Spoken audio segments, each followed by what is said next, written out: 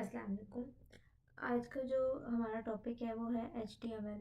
जैसे कि यहाँ पे आपको नज़र आ रहा है, HTML की फुल फॉर्म है हाइपर टेक्स्ट मार्कअप लैंग्वेज। ये जो लैंग्वेज है ये यूज़ होती है वेब पेजेस क्रिएट करने के लिए। ठीक है, कि वेब पेजेस वेब ब्राउज़र के ऊपर जाके किस तरह से डिस्प्ले होगा, कौन सी चीज़ किस तरह से काम करेगी, ये सारा हम इसमें बताते हैं। अगर आप लोगों ने इससे पहले कुछ प्रोग्रामिंग लैंग्वेजेस पढ़ी हैं तो आपको लग रहा होगा कि ये भी उनकी तरह ही कोई मुश्किल सी एक लैंग्वेज है जिसके अंदर बहुत सारे रूल्स एंड रेगुलेशंस वगैरह आपको याद रखने हैं। तो ऐसा नहीं है। ये लैंग्वेज 90% तक इंग्लिश लैंग्वेज की तरह है। ठीक है, आपको इसको बिल्कुल बेसिक इंग्लिश की तरह आपको ये लगेगी। बस थोड़ी बहुत चीज़ें हैं 10% जो कि टैग्स और कुछ सेंटेंसेस हैं जिनको आपको ध्यान रखना पड़ेगा। बाकी ये 90% इंग्लिश लैंग्वेज की तरह बिल्कुल सिंपली आप इसको लिख सकते हैं। और इसको क्योंकि इंग्लिश लैंग्वेज आपके रूटीन के इस्तेमाल में होती है इसलिए आपको इसको याद भी नहीं करना है इतना। बट प्रैक्टिस करेंगे ताकि चीज़ें जो हैं वो बेहतर हों। ओके, जैसे कि यहाँ पे लिखा हुआ है कि मार्कअप लैंग्वेज होती क्या है। तो markup language the combines text and some extra information about the text. वो एक्स्ट्रा इन्फॉर्मेशन क्या हो सकती है, उस टेक्स्ट का स्ट्रक्चर कैसा होगा, वो कैसे प्रेजेंट किया जाएगा, डिस्प्ले होगा, अ, मतलब किस तरह से जब आप कोई भी वेबसाइट खोलते हो तो वो चीज़ें किस तरह से डिस्प्ले होती हैं। ठीक है, वो सारी चीज़ें हम लोग HTML से करते हैं। वैसे यहाँ पे भी हम हमारा टॉपिक HTML है, बट मैं आपको एक चीज़ बता दूं कि एक वेबसाइट का जो फ्रंट एंड होता है, जो यूज़र इंटरफेस जिसको बोलते हैं, उसमें यानी कि जो आपको नज़र आ रहा होता है उस पे जो बेसिक स्ट्रक्चर होता है कि कहाँ पे बटन है, कहाँ पे लिस्ट है, कहाँ पे कोई पैराग्राफ लिखा हुआ है, कहाँ पे कोई हेडिंग लिखी हुई है, ये सारे जो स्ट्रक्चर है ना वो देता है HTML। उसके बाद जो उसकी खूबसूरती है, उसके कलर्स, उसके डिज़ाइंस और उसकी बाकी सारी चीज़ें, या किसी चीज़ पे आप अपना कर्सर लेके जा रहे हो तो वो कैसे बिहेव कर रही है, ये सारी चीज़ें CSS से आती हैं। ठीक है, CSS stands for cascading style sheet. उसके नाम से शो हो रहा है कि वो एक स्टाइल शीट है। ठीक है, उसके बाद बटन पे क्लिक करने पर ये चीज़ें जो है लॉजिक वाली फंक्शनैलिटी जो है वो जावास्क्रिप्ट से आती है। फिर उसके बाद अगर आप कहीं पे कोई डेटा एंटर कर रहे हो, वो डेटाबेस में जा रहा है, वो PHP वगैरह ये सारी चीज़ें अभी बात की हैं, हम अभी फर्स्ट स्टेप पे हैं। ठीक है, आज के इस वीडियो में हम लोग कुछ बेसिक्स डिस्कस करेंगे। ठीक है, बाकी चीज़ें हम नेक्स्ट वीडियो में डिस्कस करेंगे। चलें स्टार्ट करते हैं। उसे हमें इसके लिए एक फ़ाइल बनाएंगे, और फाइल जो है वो उसमें ये मार्कअप लैंग्वेजेस में जो टैग्स मतलब जो थोड़ा बहुत फॉर्मेटिंग इसके साथ हम करेंगे ना, जिसकी जो कोड का पार्ट है उसको बोलते हैं मार्कअप टैग्स। ठीक है, which tells the web browser how to display a web page. Mark जब आप किसी चीज़ को मार्क कर लेते हो तो वो क्लियर हो जाता है, उसका मीनिंग के या वो थोड़ी सी बाकी चीज़ों से ज़्यादा विजिबल हो जाती है। तो मार्कअप को आप इस तरह से ले सकते हो कि जैसे हम हेडिंग टैग की बात कर लेते हैं। ठीक है, तो जो हेडिंग है वो वैसे एच एच से स्टार्ट होता है, जो हेडिंग वर्ड है तो उसका टैग भी एच ही है।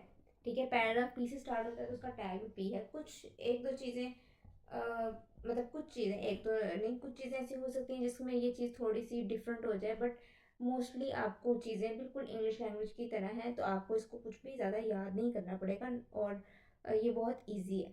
ठीक है, आज के इस वीडियो में हम लोग कुछ चीज़ें देखेंगे, बेसिक स्ट्रक्चर देखेंगे। बेसिक स्ट्रक्चर में आता है हमारे पास एक HTML टैग होता है। HTML टैग के अंदर दो चीज़ें होती हैं, एक बॉडी टैग और HTML sorry head tag and body tag. Head tag के अंदर एक आएगा टाइटल टैग जो हम आज देखने वाले हैं। इससे हमारा एक बेसिक सा पेज बन जाएगा। उसके बाद बाकी चीज़ें जो हम नेक्स्ट वीडियो में डिस्कस करेंगे। ओके, जब भी आप अगर नोटबुक, जो आपकी फिजिकल नोटबुक होती है, जब आप उसके ऊपर कुछ लिखने लगते हो तो आप सबसे पहले ऊपर एक टाइटल देते हो। वो हमने वो ये दे दिया। ठीक है, उसके बाद आप जब कंटेंट लिखने लगते हो तो उसमें आप कुछ हेडिंग देते हो, कुछ पैराग्राफ लिखते हो, पैराग्राफ की फॉर्मेटिंग करते हो। जैसे किसी जगह पे आप उसको थोड़ा सा स्टाइल करके लिख देते हो। ठीक है, इटालिक करके, या उसको मार्कर से बोल्ड कर देते हो। ठीक है, कहीं पे कोई चीज़ अंडरलाइन कर देते हो, ये स्टाइलिंग है। कहीं पे आपने पैराग्राफ एक लिख लिया है, दूसरा तो नहीं, पैराग्राफ दूसरा तो अलग ही होगा। एक ही जगह पे जब आप एक लाइन लिख रहे हैं, कुछ चीज़ आप वहाँ पे लिख रहे हैं, आप चाहते हैं कि यार जो अगली लाइन है वो नेक्स्ट लाइन में आए, ठीक है, ये एक चीज़। फिर उसके बाद आप देखते हैं कि एक टॉपिक अगर आपने ख़त्म कर लिया तो आप उसके नीचे एक लाइन लगा देते हैं, ठीक है, कि एक सेक्शन मेरा ख़त्म हो गया, एक चीज़ ख़त्म हो गया, मैं दूसरी शुरू करने में, ठीक है। उसके बाद एक स्पेस अगर आपने कहीं पे एक्स्ट्रा स्पेसेस बीच में किसी जगह के देनी है, तो ये सारी चीज़ें आती हैं फॉर्मेटिंग में।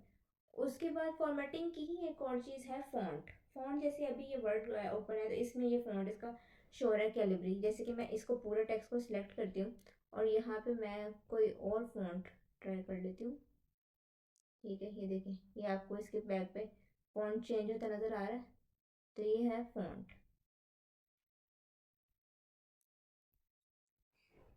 तो हम इसी तरह से फ़ॉन्ट का जैसे ये मैंने क्या किया था, मैंने फ़ॉन्ट फेस इसको बोलते हैं, फ़ॉन्ट स्टाइल चेंज किया था, इसके साथ ये इसका साइज़ है, जो चीज़ें आपको इसमें नज़र आ रही हैं ये सारी फॉर्मेटिंग आप उसके अंदर भी कर सकते हो। उसके बाद आप यहाँ पे ये जो चीज़ लिखी हुई है ये इसको सबस्क्रिप्ट बोलते हैं, ये सुपरस्क्रिप्ट है, ये चीज़ें भी मैंने यहाँ पे मेंशन किया कि ये भी हम आज देखेंगे। देन यहाँ पे फ़ॉन्ट का कलर भी है, तो हम भी उसमें भी हम फ़ॉन्ट का कलर वगैरह चेंज कर सकते हैं। फिर आपका जो नेविगेशन बार होती है ऊपर, जिसमें होम, कॉन्टैक्ट अस, अबाउट और भी डिफरेंट डिफरेंट पेजेस वहाँ पे होते हैं, जब आप उन पे क्लिक करते हो तो वो आपको उस स्पेसिफिक पेज पे ले जाता है। तो ये जो डिफरेंट पेज, क्योंकि वेब पेज जो है, वेब पेज यहाँ पे लिखते हैं हम,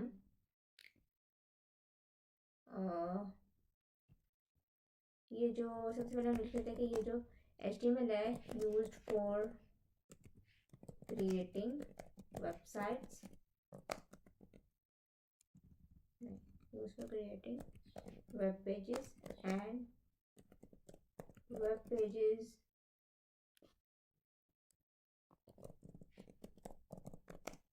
collection of web pages is called a website।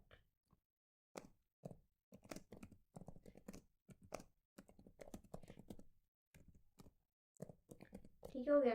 Website मैंने आपको बता दिया, आप अपनी आम रूटीन में जो है वो यूज़ करते हैं। तो इस लैंग्वेज से हम पेजेस बनाते हैं, उन पेजेस का कलेक्शन जो है उससे मिलकर एक वेबसाइट बनती है।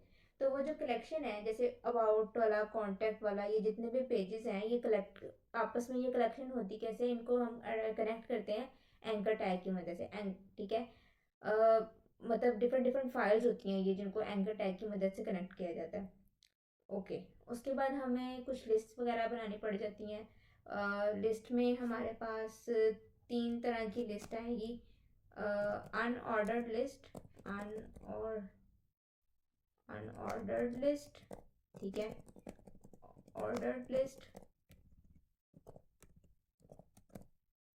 और एक होगी डेफिनेशन लिस्ट।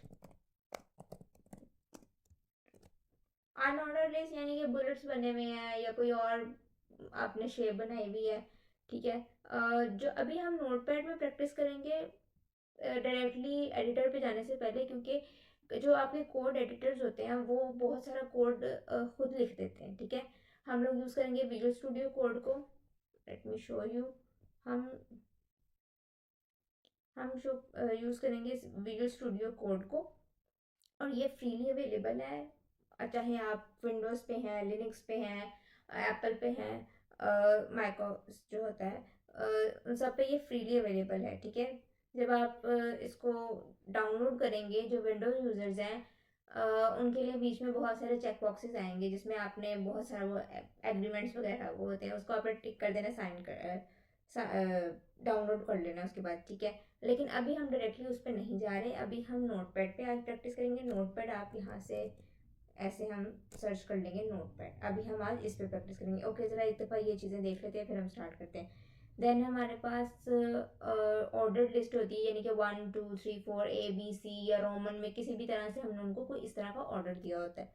डेफिनेशन लिस्ट वो होती है, जैसे आपको डेफिनेशन लिखते हो तो आप सबसे पहले उसका एक डेफिनेशन टर्म, जैसे कि ई कॉमर्स एक डेफिनेशन टर्म है, या HTML को ही ले लें, एक डेफिनेशन टर्म है, उसके बाद आप उसको डिफाइन करते हैं। तो डिफाइन आप नेक्स्ट लाइन में जाके थोड़ा सा इंडेंट करके जैसे डिफाइन करते हैं, तो इसमें भी हम इसको यूज़ करेंगे तो वो ऑटोमेटिकली उस तरह से वो उसको फॉर्मेट कर देगा। टेबल्स बनाने पड़ सकते हैं हमें। फिर मैंने आपको ये सुपरस्क्रिप्ट और सब्सक्रिप्ट वैसे ये मैंने ऐड नहीं करना था, लेकिन मैंने ये इसलिए ऐड किया कि मैंने आपको कहा है कि इस यहाँ पे आप देख लें इस सेक्शन में जो ये आपको ऊपर वर्ड का नज़र आ रहा है, ये सारी चीज़ें हम लोग वहाँ पे कर सकते हैं। बट अभी हम कुछ मेन डिस्कस कर लेते हैं, जैसे बोल्ड, इटैलिक, अंडरलाइन डिस्कस कर लेते हैं। फॉर्मेटिंग में वो आ जाता है, ठीक है। उसके बाद कलर मैंने कहा फ़ॉन्ट का हम फ़ॉन्ट में डिस्कस करेंगे। साइज़ और फेस भी फ़ॉन्ट में आ जाएगा। ये सबस्क्रिप्ट और सुपरस्क्रिप्ट के अलग टैग्स होते हैं। उसके बाद ये आ गई अनऑर्डर्ड लिस्ट, ये ऑर्डर लिस्ट आ गई। ये मल्टी लिस्ट जो है, ये तो एक के अंदर एक है ना, तो डेफिनेशन इसमें कुछ इस तरह से आगे इंडेंट होगी। फिर उसके बाद ये जो अलाइनमेंट्स वाले हैं, इनमें से हो सकता है कुछ आपके नोटपैड वाले जो है ना, उसमें लिमिटेशंस है। हम सिर्फ नोटपैड को बेसिक स्ट्रक्चर का थोड़ा सा मतलब आपका कॉन्सेप्ट बिल्ड करने के लिए आज हम यूज़ करेंगे, ठीक है। जब हम एडिटर में यूज़ करेंगे तो फिर ये हर चीज़ इसमें से आप वहाँ पे एप्लीकेबल होगी, लेकिन अभी हो सकता है कोई चीज़ एप्लीकेबल हो और कोई ना हो। तो लेकिन अभी हमें सिर्फ समझना है, ठीक है, बेसिक चीज़ें। हम लोग प्रॉपर काम जो है वो विजुअल स्टूडियो कोड में करेंगे नेक्स्ट वीडियोज़ में। ओके, यहाँ पे फॉर्मेट अलाइनमेंट में left align, centre align, right align और ये जस्टिफाई। उसके बाद line height and paragraph spacing, जैसे कि मैंने यहाँ पे इस पूरे को सिलेक्ट किया है। इसको मैं ये देखो, एक लाइन की दूसरी लाइन से कितना फासला होना चाहिए, सारा हम यहाँ पे सेट कर पाते हैं। उसके बाद ये क्या है, अरेंज, ओके, और चीज़ें जितनी भी होती हैं, जैसे कि और भी बहुत सारी चीज़ें होती हैं, बट अभी हम आज के लिए बेसिक से स्टार्ट करते हैं, ठीक है। फॉर्म टैग हम लेंगे क्योंकि ये कुछ बेसिक चीज़ें हैं HTML की जो मैंने आज इसमें लिस्ट डाउन किया। फॉर्म के अंदर फिर ज़्यादातर इनपुट टैग होते हैं, क्योंकि उसमें आप यूज़र से इंफॉर्मेशन इनपुट ले रहे होते हो। फिर उसमें कुछ चीज़ें सेलेक्ट करनी होती हैं, तो उसमें एक सेलेक्ट टैग होता है। सेलेक्ट टैग के अंदर फिर जो ऑप्शन होते हैं उसका एक ऑप्शन टैग होता है, और बटन टैग्स, ये कुछ सिंपल चीज़ें हैं जो हम आज देखेंगे। ओके, मैंने कहा कि हम आज जो है वो नोटपैड में काम करेंगे। तो हम यहाँ से नोटपैड ओपन कर लेते हैं। इसको मैं बंद कर देती हूँ। नोटपैड में जैसे कि मैंने आपको भी वर्ड की फाइल में दिखाया था, सबसे पहले हमने HTML का एक टैग लगाना था। HTML का टैग कैसे होता है, सिंपल, मैंने HTML लिखा, इसके राइट साइड पे भी सॉरी ये एंगुलर ब्रैकेट डाल दी, और लेफ्ट साइड पे भी। उसके बाद दो चीज़ें होती हैं, एक ये, उसके बाद एक इसका एक होता है क्लोजिंग टैग, यानी कि इसके इन बिटवीन हमने अपना सारा काम करना है। जैसे मैंने यहाँ पे वर्ड में आप देखो, पहले सबसे बाहर HTML के साथ एक ब्रैकेट है, तो इसी तरह से मैंने जो अभी टैग लगाए हैं, टैग में ओपनिंग और क्लोजिंग होगी। फिर उसके अंदर जो हेड होगा, हेड का भी अपना ओपनिंग क्लोजिंग होगा, बॉडी का भी अपना ओपनिंग क्लोजिंग होगा। फिर उसके अगर अंदर जो बॉडी के अंदर हम अपना कंटेंट लिखेंगे, जितनी भी चीज़ें, और जो हेड है, हेड के अंदर फिलहाल हम सिर्फ टाइटल लिख रहे हैं। बाकी एडवांस जो चीज़ें हैं वो हम आगे डिस्कस करेंगे। तो इस तरह से HTML का एक ओपनिंग टैग आता है और एक क्लोजिंग टैग आता है। उसके बाद मैं यहाँ पे हेड का ओपनिंग टैग डाल रही हूँ, और हेड का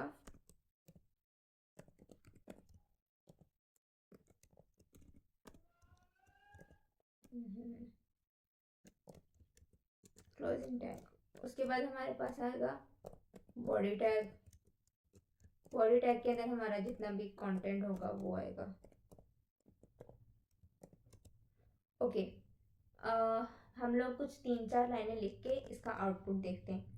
मैं इसको थोड़ा सा इंडेंट कर रही हूँ ताकि आपको इसकी जो अभी हमने बात की है कि कौन सी चीज़ कहाँ पे है, वो थोड़ी सी शो हो।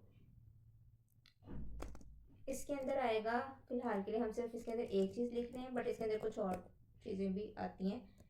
टाइटल, टाइटल टाइटल हम लिखते हैं लर्निंग HTML, और टाइटल क्लोज। हर टैग का ओपनिंग क्लोजिंग के सिवाय कुछ टैग ऐसे होते हैं जिनके अंदर कोई डेटा नहीं आना होता, सिर्फ उस एक टैग का काम होता है कुछ, लेकिन उसके जिस तरह इसके अंदर हमने लिखा है लर्निंग HTML, तो वो टैग्स जिनके अंदर कुछ लिखना नहीं होता, उन टैग का सिर्फ फिर एक ही पार्ट होता है, उनका क्लोजिंग पार्ट नहीं होता, ठीक है। क्योंकि ऑब्वियसली हम कुछ लिखेंगे आगे तो उसको क्लोज करेंगे ना।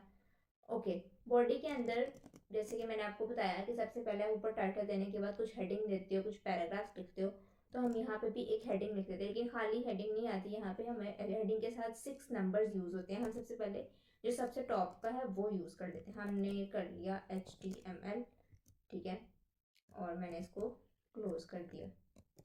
अभी हम इसके बाद इसके बाकी साइजेस भी देखेंगे। पैराग्राफ में लिख देते हैं we will make web page with HTML, ठीक है। उसके बाद हमारे पास पैराग्राफ टैग हो गया क्लोज। अब आपने इसको कंट्रोल ऐसे जब सेव करना है तो ये एक नोट पैड की फाइल है, और नोट पैड की फाइल को जब आप सेव करते हो तो वो आपको .txt में सेव करता है। लेट्स सपोज ये मैंने इसको लिख दिया फर्स्ट, तो ये फर्स्ट मैंने इस फाइल को नाम दिया है और साथ में इसके यहाँ पे एक txt ऑप्शन आ रहा है, लेकिन हमें इसको txt फाइल नहीं बनाना। आप में से पहले अगर किसी ने कुछ प्रोग्रामिंग लैंग्वेजेस पढ़ी हैं, C++, तो जैसे या अगर रिसेंटली पाइथन वगैरह पढ़ी है, तो पाइथन की एक्सटेंशन क्या होती है .py, और C++ के लिए CPP होती है उसकी फाइल की एक्सटेंशन, ठीक है। इनके अपने ये देखें, आपको मेरी स्क्रीन पे भी डेव C++ नजर आ रहा है, ये C++ का एडिटर है, ठीक है। C++ विजुअल स्टूडियो के अंदर भी हो सकती है, पाइथन के लिए पाइथन का अपना काफ़ी एक सारे एडिटर्स हैं, लेकिन वो भी इसके अंदर विजुअल स्टूडियो कोड के अंदर भी चल सकती हैं।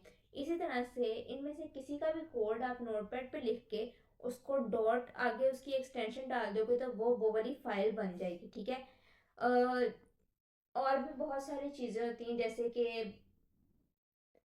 अगर ओके, ये हम बाद में चीज़ें डिस्कस कर लेंगे। लाइक हम यहाँ पे हमें इसको अब HTML फाइल बनाना है, तो हमें इसकी वो एक्सटेंशन इसके साथ खुद से फाइल के नेम में ही लिखनी पड़ेगी, ठीक है। first.html। अब अगर आप ये देखो यहाँ पे मेरे पास एक XYZ फाइल पड़ी है, तो मैं अभी आपको ना इसको दिखाती हूँ, इसका दोनों का डिफरेंस। वो देखिए यहाँ पे मेरे पास एक फाइल आ गई। जब वेब पेजेस क्योंकि हम बना रहे हैं HTML वेब पेज के लिए यूज होती है, तो जब भी आप किसी फाइल को .html की एक्सटेंशन के साथ सेव करोगे तो आपके सिस्टम पे जो भी आपका डिफॉल्ट ब्राउजर सेट हुआ हुआ है, ये आपकी फाइल के ऊपर उसका आइकन आ जाएगा, ठीक है। अब आप एक ज़रा ये वाली फाइल देखें, इसके ऊपर अगर आप देखें, इसको मैं यहाँ पे रख लेती हूँ।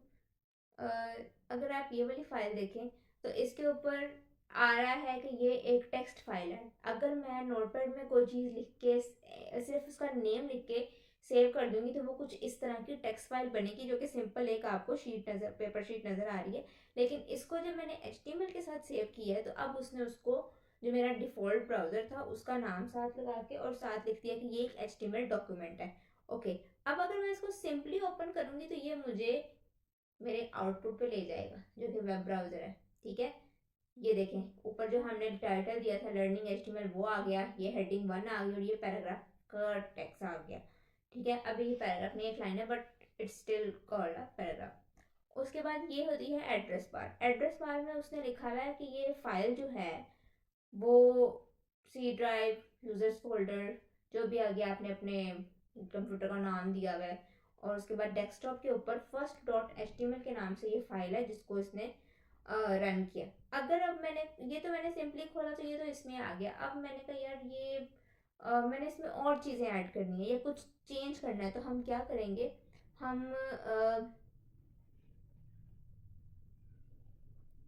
इसको करेंगे ओपन विद के बाद यहाँ पे नोटपैड पे जाना है, ठीक है। अगर आपको नोटपैड यहाँ सामने सामने शो नहीं होगा तो आपने चूज अनदर ऐप में से जाके नोटपैड को चूज करना है। अब देखेंगे नोटपैड में भी ओपन हो गया है, और अब हमारे पास यहाँ पे ये इसकी आउटपुट आ गई है और ये इसकी इनपुट है, ठीक है।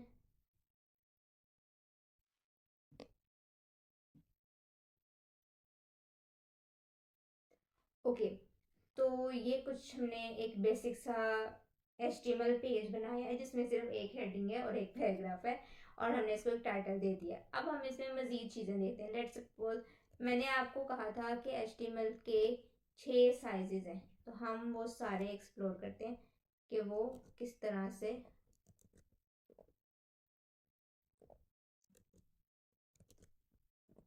ठीक है, हम सारे साइज को देख लेते हैं कि वो किस तरह के होते हैं।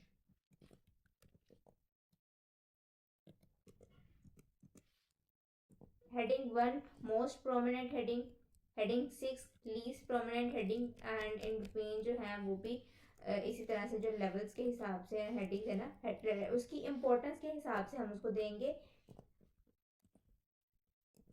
ये देखें, अभी आपको लग रहा होगा कि ये सिर्फ साइजेस हैं, ये साइजेस नहीं है। जब आपका जो ब्राउजर है वो इनको इम्पोर्टेंस के लिहाज से देखता है कि हेडिंग 1 मोस्ट इम्पोर्टेंट है, हेडिंग 2 उससे कम, और हेडिंग 6 सबसे कम। लेकिन अगर आप यहाँ पे एक चीज नोट करें तो जो हेडिंग 5 और हेडिंग 6 है, हेडिंग 5 पैराग्राफ टेक्स्ट के करीब करीब है और हेडिंग 6 पैराग्राफ टेक्स्ट से भी बहुत छोटी है। तो इससे आपको थोड़ा आइडिया हो रहा होगा कि ये दोनों जो हैं वो थोड़ी सी रेयरली यूज होंगी। लेकिन ये कोई फिक्स रूल नहीं है, इसमें आप अपने डिजाइन के मुताबिक चीजें करोगे, तो इसलिए इसका कोई फिक्स रूल नहीं है। जैसे आप अपने नोटपैड पे मैंने आपको कहा कि आप चीजें लिखते हो, तो जो हेडिंग 1 है वो आप ज्यादा से ज्यादा कितनी बार लिख लोगे उस पे, क्योंकि आप क्या करते हो, एक टॉपिक का नाम लिखते हो, वो आपका हेडिंग 1 हो गया। उस टॉपिक के अंदर सब टॉपिक्स जो होते हैं उनको आप हेडिंग 2 से लिखते हो, और फिर कहीं पे हेडिंग 3 भी यूज करनी पड़ सकती है। लेकिन हेडिंग 1 जो है, एक जगह पे आप एक पेज पे कितने टॉपिक्स लिख लोगे, 2 लिख लोगे, 3 लिख लोगे। तो क्या हेडिंग 1 इस रेशो में, सॉरी, मैंने आपको हेडिंग 1 और हेडिंग 2 का आपस में बताना था कि हेडिंग 2 के जो है फिर उस मेन टॉपिक्स के अंदर जो सब टॉपिक्स है वो हेडिंग 2 से हम उसको हाईलाइट करेंगे, और हेडिंग 3 अगर उनके भी अंदर कुछ इम्पोर्टेंट हमने चीज़ें हाईलाइट करनी है, हेडिंग देनी है, तो वो हेडिंग 3 होगी। ओके, जो हेडिंग 4 है वो फिर थोड़ी वो भी थोड़ी रेयर हो जाती है, ठीक है। लेकिन स्टिल ये कोई फिक्स रूल नहीं है, इसको अपने डिज़ाइन के मुताबिक आपको यूज़ करना है। ओके, अब जैसे मैं यहाँ पे ना बाकी रेस कर देती हूँ, 2 में हम कुछ और लिख लेते हैं, और चलिए अभी 2 को भी रेज ही कर लेते हैं। ओके, अब मैं पैराग्राफ के ऊपर फॉर्मेटिंग अप्लाई करने लगी हूँ, ठीक है। हेडिंग के साथ आपने एक प्रॉपर्टी देखी कि हेडिंग ऑलरेडी बोल्ड है, और हेडिंग का मतलब साइजेस के अलावा हेडिंग के साथ आपने एक प्रॉपर्टी देखी कि वो तो ऑलरेडी बोल्ड है। अब मैं चाह रही हूँ कि ये वाला HTML भी बोल्ड हो जाए। तो बोल्ड के लिए जैसे हेडिंग किससे स्टार्ट होता है इंग्लिश में, H से। हेड, सॉरी, टाइटल तो है, ये चीज़ें थोड़ी मेन हेड जो बाहर वाले टैग्स हैं वो पूरे पूरे लिखे हुए हैं, जो वर्ड पूरे है। हेडिंग के लिए H आ गया, पैराग्राफ के लिए P आ गया, इसीलिए मैंने जब इस HTML को बोल्ड करना है तो मैं इसके अराउंड एक B टैग लगा दूंगी, B इज फॉर बोल्ड, ठीक है। Opening and closing, opening tag is simple, but closing tag में आपने एक स्लैश लगानी है। इसको सेव करते हैं और यहाँ पे इसको रिफ्रेश करते हैं, तो देखिए अब वो जो HTML है वो थोड़ा सा बोल्ड हो गया। उसके बाद मैं चाह रही हूँ कि यहाँ पे एक यहाँ पे वर्ड लिखते हैं, टुडे। तो टुडे मैं चाह रही हूँ कि इटालिक हो जाए,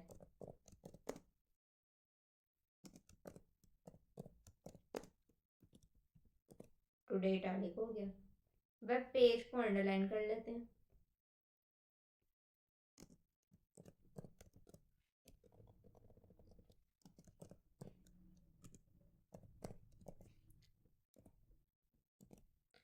ओके, अभी फिलहाल जो टेक्स्ट इसमें यूज हो रहा है उस हिसाब से उसने अंडरलाइन के साथ उसके कुछ लेटर्स को इस तरह से कर दिया, बट अगर यही चीज़ मैं इसके विद के नीचे लगाऊंगी तो या मेक विल, ये बाकी जितने भी इस लाइन में हैं उन सबको वो बिल्कुल सीधी एक लाइन लगा देगा, बिकॉज ये कुछ टेक्स्ट की प्रॉपर्टीज होती हैं इसकी वजह से ये इस तरह से शो हुआ है।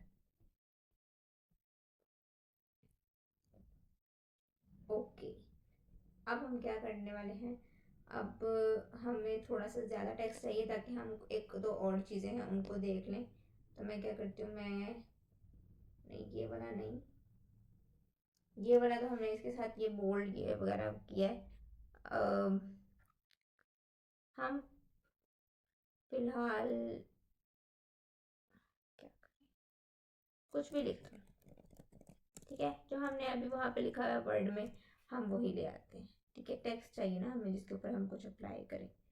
तो ये जो है ना, ये सारा यहाँ से कॉपी करते हैं और यहाँ पे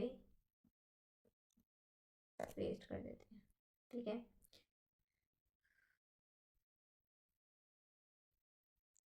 तो सेव किया, इसको रिफ्रेश कर लिया। अब ये सारा टेक्स्ट जो है वो यहाँ पे इस तरह से आ गया।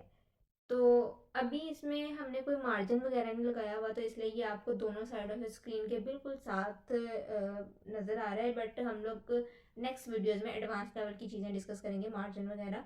ओके, अब मैं चाह रही हूँ कि जो मैंने पहली लाइन लिखी थी, या फिर यहाँ से मार्कअप लैंग्वेज से ये बाकी सारा नेक्स्ट लाइन में शो हो। तो अगर आप देखो तो यहाँ पे तो मैंने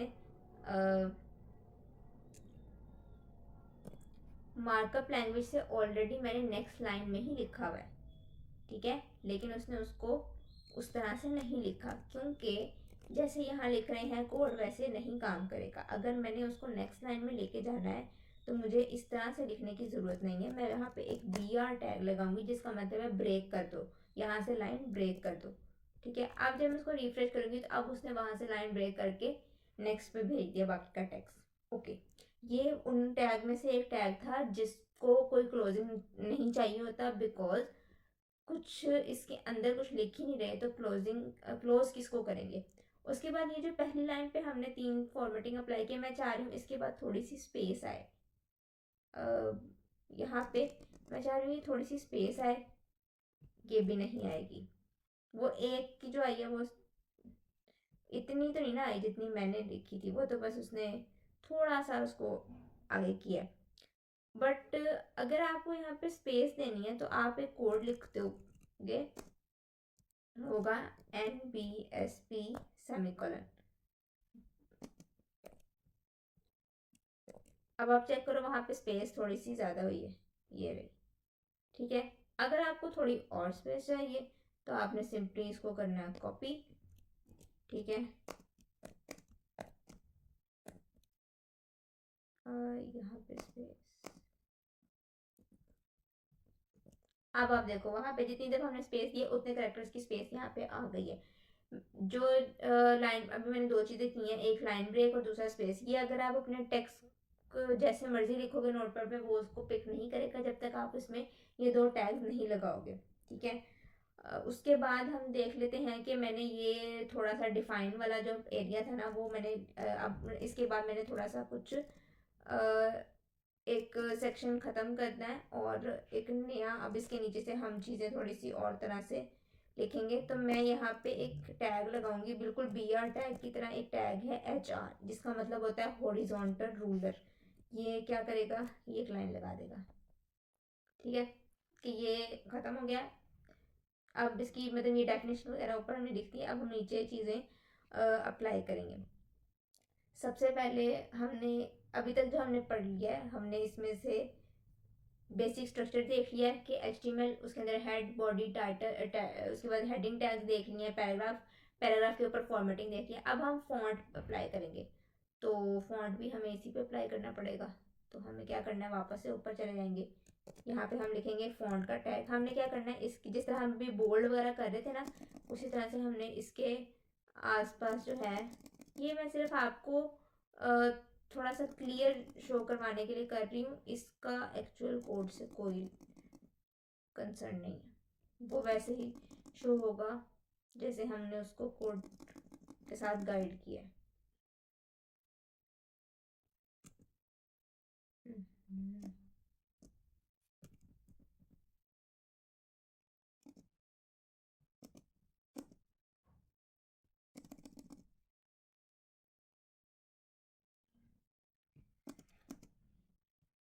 ओके, P टैग के बाहर हम लिखेंगे एक फॉन्ट टैग, और फॉन्ट टैग में सिर्फ फॉन्ट टैग लिखने से कुछ नहीं होगा, ठीक है। सिर्फ फॉन्ट टैग लिखने से कुछ नहीं होगा। फॉन्ट क्या, फॉन्ट में हमने बताया ही नहीं। फ़ॉन्ट के अंदर एट्रीब्यूट्स मैंडेटरी होते हैं। एट्रीब्यूट्स जैसे साइज, कलर, फेस। साइज के लिए मैं इसको कह देती हूँ साइज। अच्छा, जब हम एट्रीब्यूट लिखते हैं तो हम फ़ॉन्ट के ओपनिंग टैग के अंदर वो एट्रीब्यूट लिख रहे हैं। एट्रीब्यूट की कोई ना कोई वैल्यू होती है, उस वैल्यू को हम डबल कोट्स में लिखते हैं। तो मैं लिख देती हूँ 20, काफ़ी बड़ा साइज लिख देती हूँ। उसके बाद फेस, पहले सिर्फ वैल्यू चेंज करते हैं। ये बहुत ह्यूज टेक्स्ट आ गया, थोड़ा छोटा कर लेते हैं। ठीक है, लेट्स सपोज मैं अगर इसको 18 करूँ। अच्छा, नोटपैड में कुछ लिमिटेशन हैं, तो आई थिंक ये जो मर्जी लिख दो, ये इसी को इतना ही साइज कर देगा। बिकॉज हम सिर्फ बेसिक स्ट्रक्चर देख रहे हैं, तो हम अभी इन चीज़ों पे इतना गौर नहीं करेंगे। बट साइज आप यहाँ से इसको देते हो।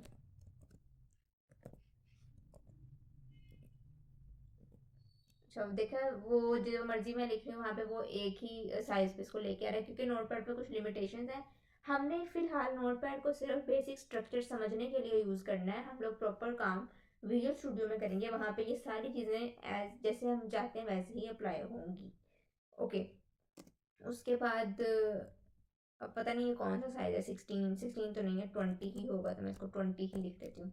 ठीक है, उसके बाद फेस से मुराद होता है कि आपका इस वक्त ये जो चल रहा है ना, ये जिस तरह से ये टी लिखा हुआ है, ठीक है, जिस तरह से ये डी लिखा हुआ है, एच लिखा हुआ है, ये टाइम्स न्यू रोमन है। यकीन ना आए तो आप यहाँ से जाके इस पूरे टेक्स्ट को अगर टाइम्स न्यू रोमन में देख लें। ठीक है,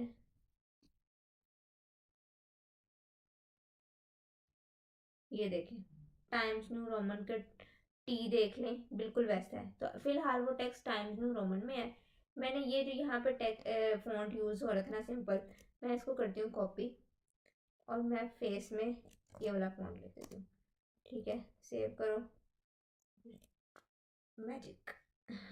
देखो, HTML नॉर्मल जो हमारा वेब पेज पे जो फ़ॉन्ट यूज़ हो रहा है, HTML टाइम्स न्यू रोमन में ही लिखा हुआ है। जबकि ये जो पैराग्राफ है ये अब चेंज होके ये कैलिबरी जो हमने सेलेक्ट किया था उसमें चला गया। उसके बाद हम इसमें कलर भी सिलेक्ट कर सकते हैं। लेट्स सपोज कलर में मैं इसको रेड तो बहुत बुरा लगता, अगर हम ब्लू करें तो ये भी बस ठीक ही है। अगर मैं इसको जूम कर दूँ, चलेंगे, वाइट के साथ थोड़ा सा बेहतर लग रहा है। ठीक है, उसके बाद अच्छा, इसके ये तो मैंने पूरे पे अप्लाई किया ना। कलर आप इंडिविजुअल फॉन्ट पे भी कर सकते हो, इंडिविजुअल वर्ड पे भी कर सकते हो, बट आई डोंट नो वो इसमें नोटपैड में वो होगा कि नहीं, क्योंकि इसमें बहुत सारी चीज़ें नहीं होंगी। अगर मैं इसको यहाँ पे कुछ, चलो उसको अभी हम एक्सपेरिमेंट नहीं करते। ठीक है, क्योंकि ऐसा कलर का करके कोई टैग है नहीं। बट अगर मैं इसके अंदर एक और फॉन्ट टैग लगाऊं जिसमें मैं कलर रेड दे दूं,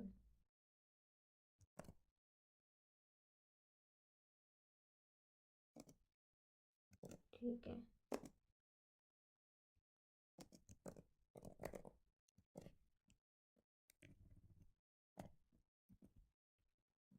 और अप्लाई हो गया। ठीक है, इंडिविजुअल वर्ड पे भी मैंने अप्लाई करके दिखा दिया और पूरे पैराग्राफ पे भी अप्लाई करके दिखा दिया।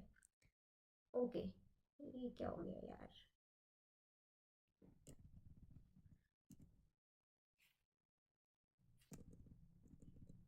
एनीवेज, इसको इग्नोर करें, आगे चलते हैं। नेक्स्ट हमारे पास आ जाता है कुछ लिस्टिंग वगैरह आ जाती है, कुछ अलाइनमेंट आ जाती है, टेबल आ जाता है, एंकर आ जाता है। अच्छा, अगर मैं आपको एंकर टैग, क्योंकि आपको सोच रहे होंगे कि सबसे पहले तो ऊपर वो चीज़ें आती हैं, home, contact us, about us, तो पहले वो क्यों नहीं करवाए। तो अगर मैं आपको डायरेक्टली यहाँ पे एंकर टैग करवाती तो उसमें जो एट्रीब्यूट आना था ना, आप थोड़े से आपको एट्रीब्यूट में कंफ्यूजन हो सकती है कि एट्रीब्यूट क्या होता है।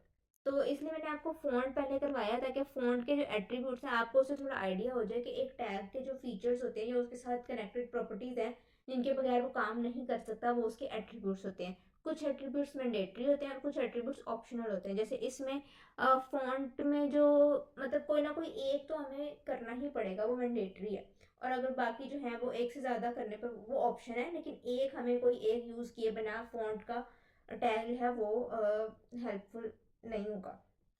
तो एंकर टैग हम सबसे पहले इस तरह से एंकर टैग लिख लेते हैं। एंकर टैग में आपको जो शो होता है वो जैसे शो होता है आपको कॉन्टैक्ट अस, ये आपको शो हो गया।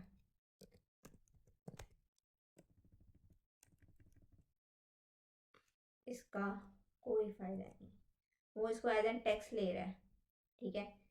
ये मैं इसका साइज हटा रही हूँ क्योंकि ये बहुत डिस्टर्बिंग लग रहा है।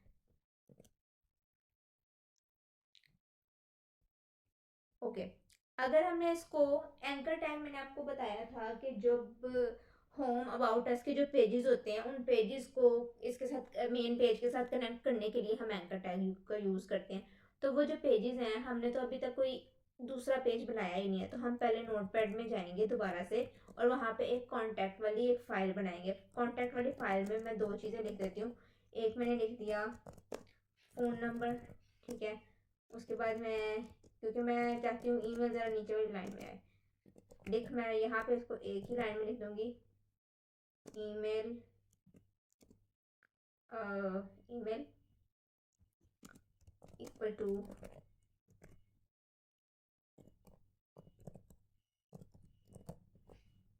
ठीक है। इसको जब मैं सेव करूँगी तो contact.html सेव हो गया। अब मैं इसको, इसका जो एट्रीब्यूट है वो होता है href, यानी कि हाइपर रेफरेंस। हाइपर रेफरेंस में वो फाइल का नेम हम लिख देंगे और फिर इसको रिफ्रेश करेंगे। अब ये बन गया लिंक। अब इस पर क्लिक पे ये एक्सेस नहीं हो रही, क्यों नहीं हो रही? क्योंकि हमने अपने कॉन्टैक्ट एस की जो फाइल है उसको अजीब सी कोई फाइल बना दी थी, हमने उसमें कोई हेड टाइटल कोई कुछ नहीं लिखा, इसलिए वो बहुत अजीब सा बिहेव करे। ओके, ये मैंने जानबूझ के किया था। सबसे पहले हमारे पास आएगी HTML, ठीक है। उसके बाद आएगा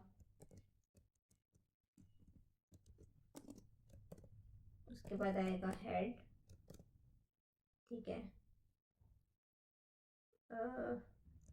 हेड में आएगा टाइटल, टाइटल में आएगा कॉन्टैक्ट इन्फो, ठीक है। टाइटल क्लोज, उसके बाद हेड क्लोज, ठीक है। उसके बाद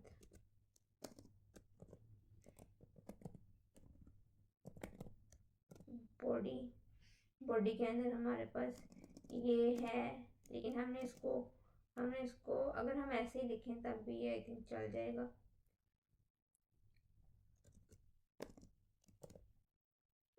बॉडी क्लोज, ठीक है। उसके बाद हमारे पास HTML क्लोज।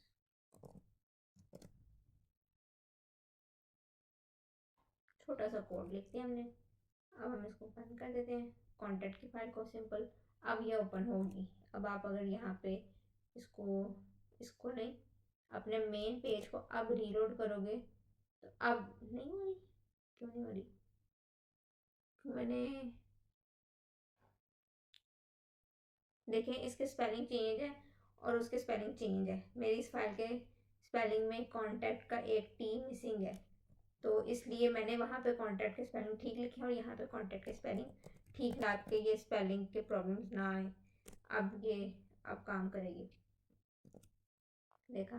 अब मैंने स्पेलिंग, क्योंकि फाइल में आपका कुछ भी चेंज नहीं होना चाहिए। फाइल का नेम आप बेहतर है कि आप कॉपी करके पेस्ट कर दें साथ, अगर HTML है नहीं है तो वो आप खुद से लगा लें।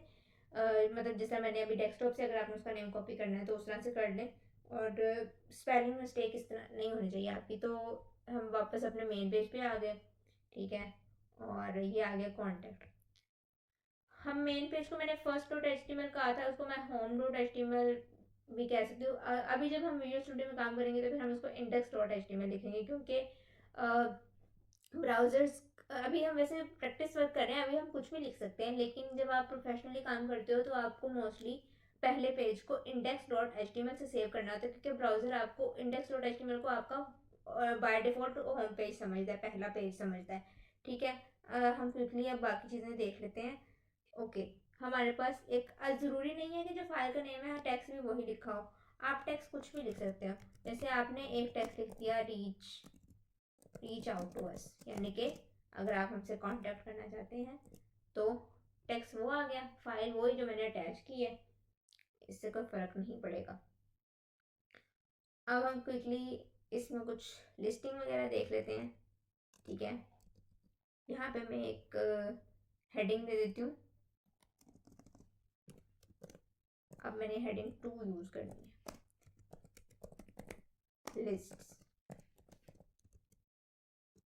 लिस्ट के अंदर फिर मैं यहाँ पे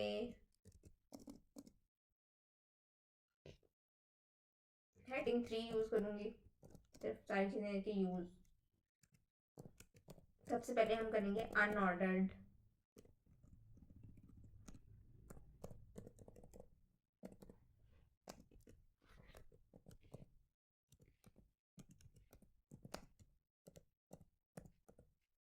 अनऑर्डर लिस्ट, ठीक है। अनऑर्डर लिस्ट कैसे लिखते हैं? अनऑर्डर लिस्ट हम लिखते हैं यू से अन और एल से list. Unordered list U L से लिखते हैं।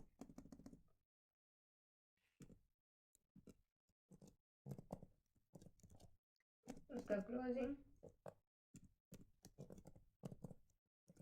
अच्छा जी, अनऑर्डर लिस्ट हो गई। अब उसके अंदर आइटम, कुछ लिस्ट आइटम्स भी तो डालने हैं। लिस्ट आइटम्स होता है LI। ठीक है, सॉरी, हम कलर्स के नेम लिख लेते हैं। ठीक है, पहला लिस्ट आइटम हो गया। Okay,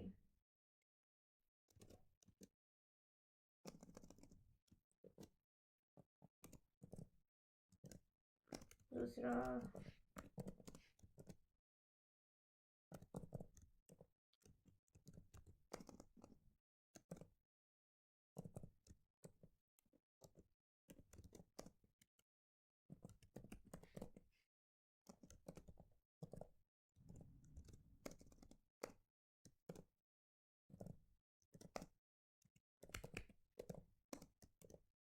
okay.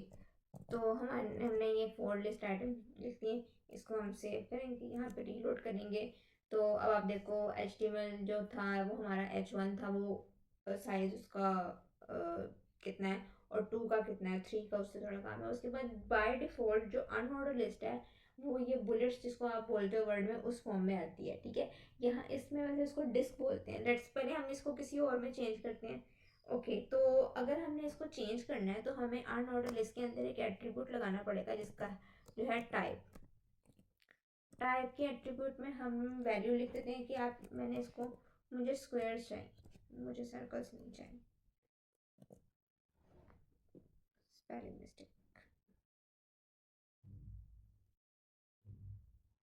Spelling mistake, squares आ गए। अब मैंने अगर स्क्वायर से वापस जाना है तो दो तरीके हैं, या तो मैं इसको डिफ़ॉल्ट पे ले जाऊँ, मतलब टाइप अरेज कर दूँ, लेकिन मैं आपको ये दिखाने के लिए यहाँ पे लिख देती हूँ कि वो बुलेट्स जो हैं वो इसमें डिस्क कहते हैं उसको। ठीक है, और एक वो अनफिल्ड सर्कल्स भी होते हैं, उसको सिंपल अगर आप सर्कल लिखोगे तो वो इनको अनफिल्ड कर देगा। ठीक है, ये कुछ 2-3 इसमें काम करेंगे। बाकी जब आप विजुअल स्टूडियो में करोगे तो आप इसको कस्टमाइज अपने हिसाब से जो मर्जी आप यहाँ पे कर सकते हो। ओके, नेक्स्ट हम इसको कॉपी करके नीचे पेस्ट करते हैं। कॉपी।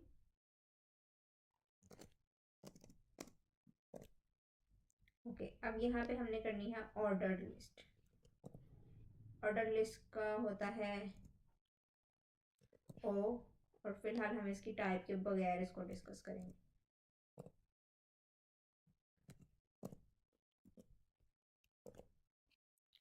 ऑर्डर लिस्ट में बाय डिफ़ॉल्ट 1 2 3 4 आता है। ठीक है, अगर आपको कोई और ऑर्डर चाहिए, ऑर्डर लिस्ट में बाय डिफ़ॉल्ट 1 2 3 4 आता है। अगर आपको ABC में चाहिए तो आप इसकी टाइप में जाके जस्ट उसका फर्स्ट यानी कि ए लिख दोगे तो अभी आपको ABCD दिखाएगा।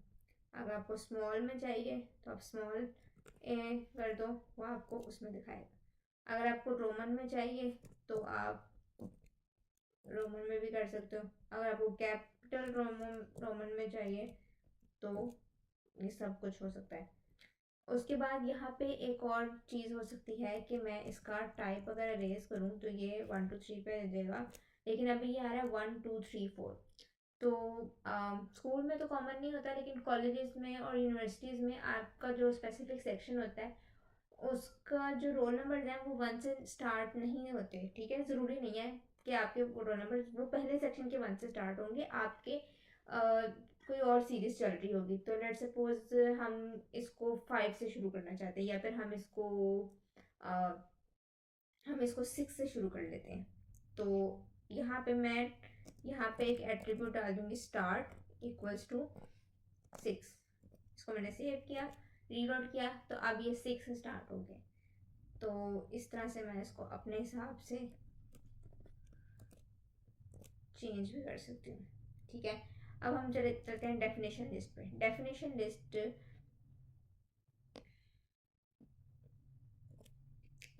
लिस्ट के दो चीज़ें होंगी।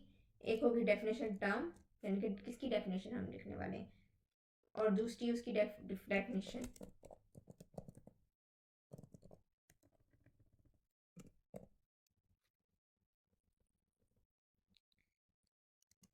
ओके, डेफिनेशन टर्म, इसी से आप इसके शॉर्ट फॉर्म्स निकालोगे, T definition and term T.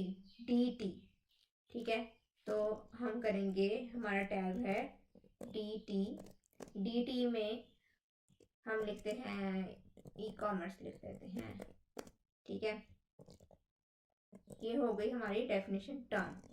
उसके नीचे हम लिखेंगे डी यानी कि डेफिनेशन का डेटा। हम लिख देते हैं buying and selling with the help of internet. ठीक है, उसके बाद हम अपना डी क्लोज कर देते हैं। यहाँ पे अगर हम रीलोड करते हैं तो ये देखें डेफिनेशन टर्म इस तरह से आ गया। उसके बाद जो इसकी डेफिनेशन है वो नेक्स्ट लाइन में थोड़ा सा इंडेंट होके उसकी डेफिनेशन आई है। ठीक है, ओके। नेक्स्ट हम इसमें एक और चीज़ देखते हैं कि अगर मैं चाह रही हूँ कि ये जो मेरी ये वाली हेडिंग है ये सेंटर अलाइन हो जाए। ठीक है, तो मैं इसके आसपास सेंटर का एक टैग लगा दूंगी।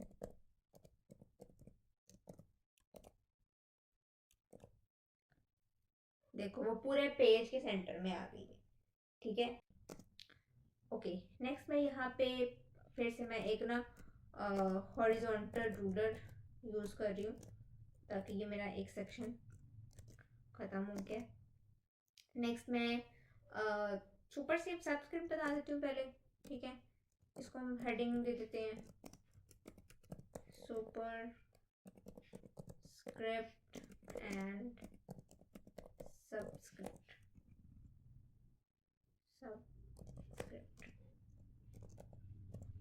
फिर हम टेबल करेंगे और देन फॉर्म।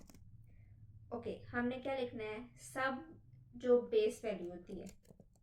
ठीक है, तो सबका टैग में हमें बेस में चाहिए, हम लिखते हैं, हम एक्स लिख देते हैं, ज़रा कैपिटल एक्स लिख देते हैं। ठीक है, सब। उसके बाद हम नेक्स्ट लिखते हैं सुपर टैग, उसमें हमने लिख दिया 2। सुपर यानी कि ऊपर वाला, तो उसके ऊपर एक, तो आप देख रहे हो सबस्क्रिप्ट टैग में सब जो है वो नीचे बेस लेवल आ गया और जो 2 है वो उसके ऊपर। सो नेक्स्ट है टेबल। तो यहाँ पे हम लिखेंगे टेबल।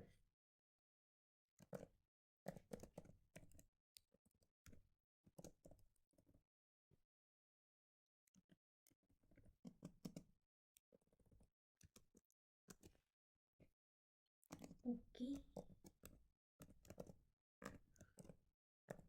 H3 टेबल टेबल आ गया। टेबल में हमारे पास जैसे आप टेबल वर्ड में जैसे आप देखते हो यहाँ पे हम लोग एक टेबल बना लेते हैं। इंसर्ट में जाके हम बनाएंगे एक टेबल। टेबल में कुछ ये एक टेबल बन गया।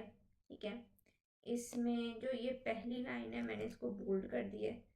इसमें मैं लिख रही हूँ, इसमें मैं नेम लिख रही हूँ, इसमें मैं रोल नंबर लिख रही हूँ, इसमें मैं सेक्शन लिख रही हूँ। ठीक है, इसमें मैंने मार्क्स लिख दिए। कुछ इस तरह से हमने टेबल बनाया है। अब ये जो मैंने इसको बोल्ड नहीं किया था, ये हमारा यहाँ पे सारे नेम आएंगे, यहाँ पे रोल नंबर्स आएंगे और इस तरह से। अब यहाँ पे जब आप टेबल बनाते हो तो आपको या तो आप ये इस तरह से ड्रैग कर ले, तो या फिर अगर आपने इसमें चेंजेस करने हैं तो यहाँ पे एक बॉक्स है, टेबल प्रॉपर्टीज। ठीक है, टेबल प्रॉपर्टीज में आप यहाँ पे देखो कि उसमें आपको बता रहा है कि आपने कितनी रोज रखनी है, कितने कॉलम्स रखने हैं, सेल्स के सेल्स में डेटा टॉप पे अटैच हो, सेंटर में हो, बॉटम में हो। ठीक है, बाकी सारी चीज़ें इसी तरह से वहाँ पे भी डेटा रोज एंड कॉलम्स में आएगा, लेकिन हमें वहाँ पे दो चीज़ें करनी पड़ेंगी।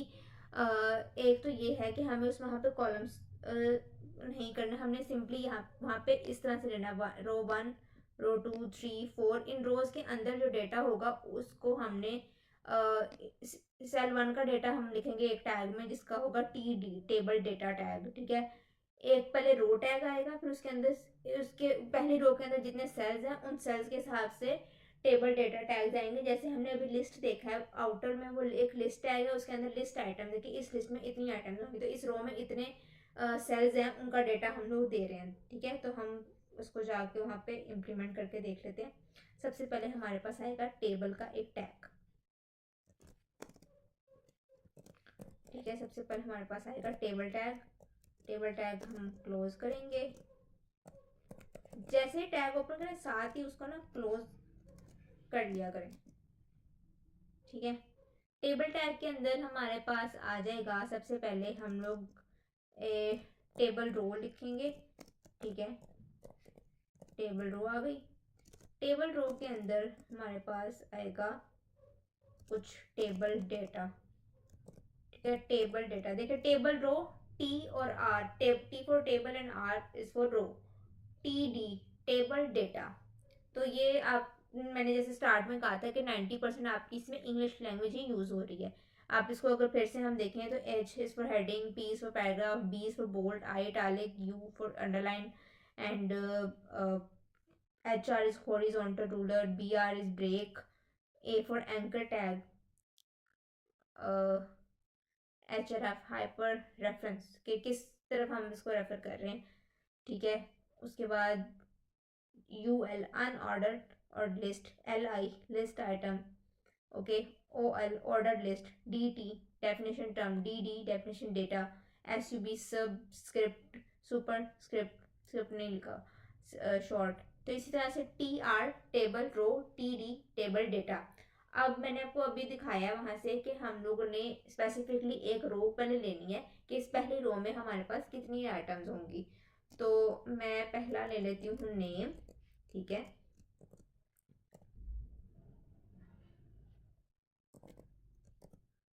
उसके बाद मैं इसी में दूसरा ले लेती हूँ, पहला रोल नंबर होता है यार। ठीक है, दूसरा मैं दूसरा नेम ले लिया।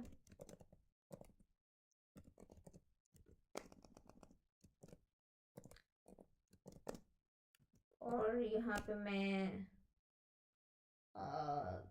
सेक्शन,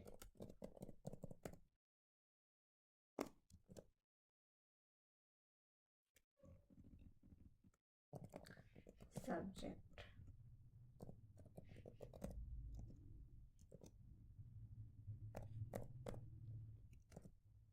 ठीक है, इसको सेव करेंगे, रीलोड करेंगे। लेकिन आपने देखा कि टेबल जैसी तो इसमें कोई बात ही नहीं है, ये क्या बात हुई? तो मे बी कुछ हो सकता है, अगर आपका कोई और ब्राउज़र है मे बी वो इसको पिक इस तरह से।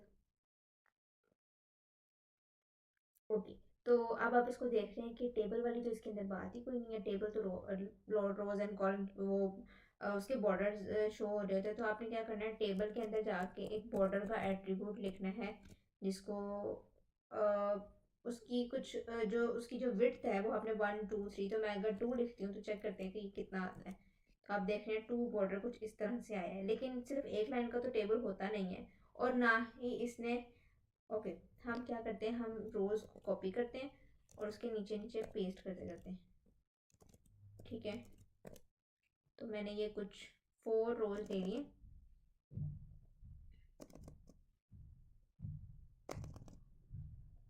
ठीक है, हम इन रोज में अब डेटा पुट करेंगे 01 02 03। नेम में आप लिख लो अली, लिख लो, सब बुक्स में पहले अली लिखा होता है। ठीक है,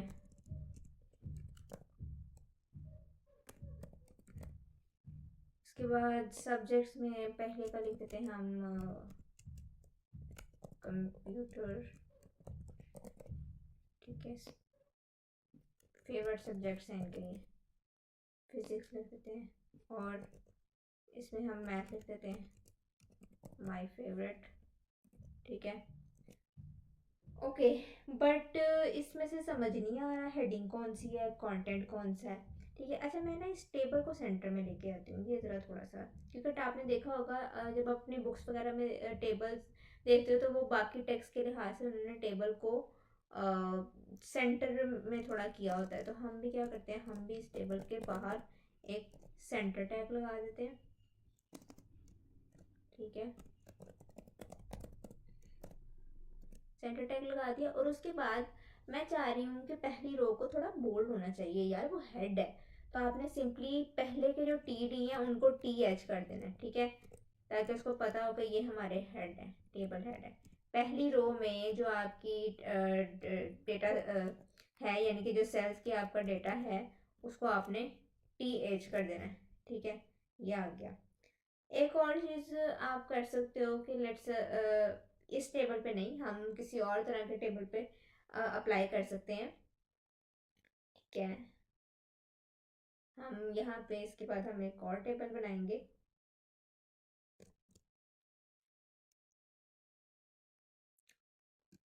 ठीक है,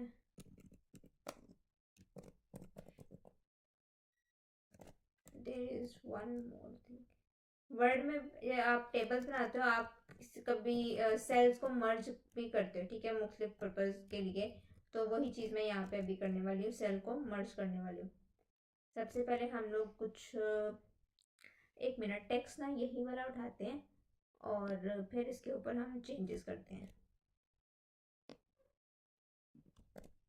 ठीक है, टेबल बॉर्डर 2। मैंने क्या किया है कि रोल नंबर के बजाय ना अब मैं लिख रही हूँ फिजिक्स कंप्यूटर मैथ्स। ठीक है, पहले में मैंने लिखा कि फिजिक्स के हैं 3। ठीक है, कंप्यूटर के 5 स्टूडेंट्स हैं, और मैथ के 2 हैं। ठीक है, क्योंकि मैथ से स्टूडेंट्स डरते हैं, हालांकि फिजिक्स से भी डरना नहीं चाहिए, क्योंकि उसमें मैथ इजी होता है, फिजिक्स में भी इजी है। ठीक है, मैंने कहा आप में से कोई फिजिक्स ना पढ़ रहा हो, डर जाए फिर। अच्छा, उसके बाद नेक्स्ट में मैं लिख रही हूँ कि क्योंकि आप देखो मेरे कंजेक्टिव जो सेल्स हैं हेड के, वो हैं फिजिक्स एंड कंप्यूटर। अब मैं इसमें लिखती हूँ। ठीक है, मैं क्या कर रही हूँ, यहाँ पे मैंने ना फिजिक्स और कंप्यूटर का कंबाइंड एक उसको देना है। ठीक है, मैंने लिख दिया लास्ट वाले के लिए 3 ही रहने दिया है, और फिजिक्स और कंप्यूटर के लिए मैंने मिला के लिखना है कि उनके मिला के 5 हैं। सॉरी, ऐसे नहीं करना, ऐड नहीं करने। मैं यहाँ पे ये लिख रही हूँ कि 5 ऐसे स्टूडेंट्स हैं जिन्होंने इन दोनों को सिलेक्ट किया, और 2 ऐसे स्टूडेंट्स हैं जिन्होंने सिर्फ मैथ को सिलेक्ट किया। ठीक है, मतलब एक से ज़्यादा सब्जेक्ट की भी अगर हम बात कर रहे हैं। तो अब मैंने यहाँ पे पहले 2 सेल्स को मर्ज करना है, फिजिक्स एंड कंप्यूटर को मैंने मर्ज करना है इस रो में 5 के लिए। तो मैं क्या करूँगी, मैं यहाँ पे टी डी के अंदर एक चीज़ लिखूँगी, row span, sorry col span, क्योंकि इनके ऊपर जो 2 कॉलम्स हैं मैं उसको उन दोनों को मर्ज कर रही हूँ। तो हम लिखेंगे कॉल स्पैन इक्वल्स 2, 2 को मर्ज कर दूँ तो आएगा 2। ठीक है, उसके बाद नीचे में हम यही चीज़ हम इसके ऊपर अप्लाई कर देंगे।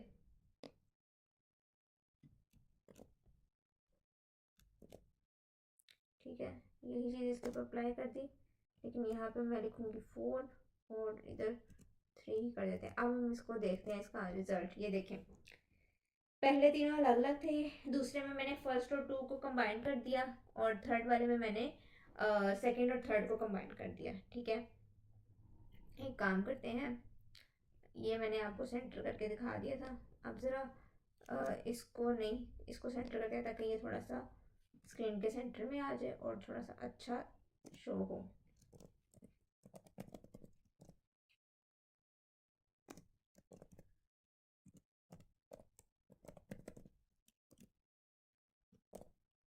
ठीक है, तो ये देखें, मैंने पहले जो आपकी हेडिंग है, हेडिंग में कितने हैं 3, तो उसमें आप मैंने क्या कि अभी इसमें ना डेटा थोड़ा सा, डेटा की अलाइनमेंट इतनी हुई नहीं हुई कि नंबर सेंटर में आए, राइट में जाए, लेफ्ट में जाए। ये चीज़ें थोड़ी सी एडवांस लेवल है और इसको हम बाद में देखेंगे। फिलहाल आप सिर्फ ये देख लो कि मैंने 2-2 सेल्स इसमें मर्ज किए हैं रो के, मतलब ये हम डेटा HTML में हम डेटा रोज के लिहाज से लिखते हैं, लेकिन मैंने मर्ज क्या किया, मैंने फिजिक्स इसके लिए फिजिक्स और कंप्यूटर का कॉलम मर्ज करके कहा है कि इन दोनों 5 ऐसे स्टूडेंट्स हैं जिन्होंने ये दोनों सब्जेक्ट लिए हैं। यहाँ पे कंप्यूटर और मैथ का मर्ज करके कहा है कि 4 ऐसे स्टूडेंट्स हैं जिन्होंने दोनों लिए हैं, और फर्स्ट लाइन में अलग अलग उन तीनों के लिखे हुए थे।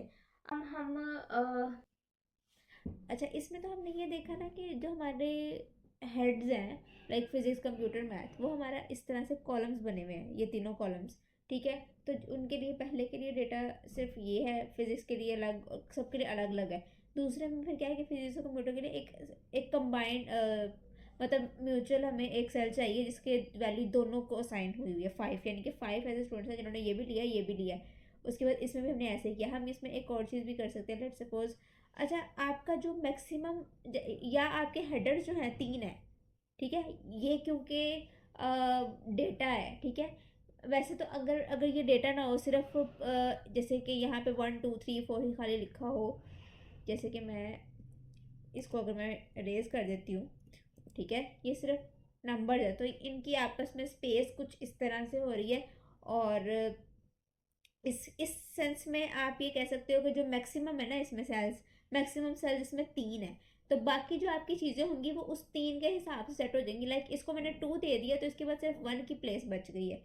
ठीक है, अगर मैं इसमें एक और डालूंगी तो देखना क्या होगा। ठीक है, मैं सिर्फ आपको प्लेसेस समझाने की कोशिश कर रही हूँ। वैसे जो हमने पहले किया था एक्चुअली में, तो वैसा कोई ना कोई कॉन्क्रीट डेटा ही होगा ना।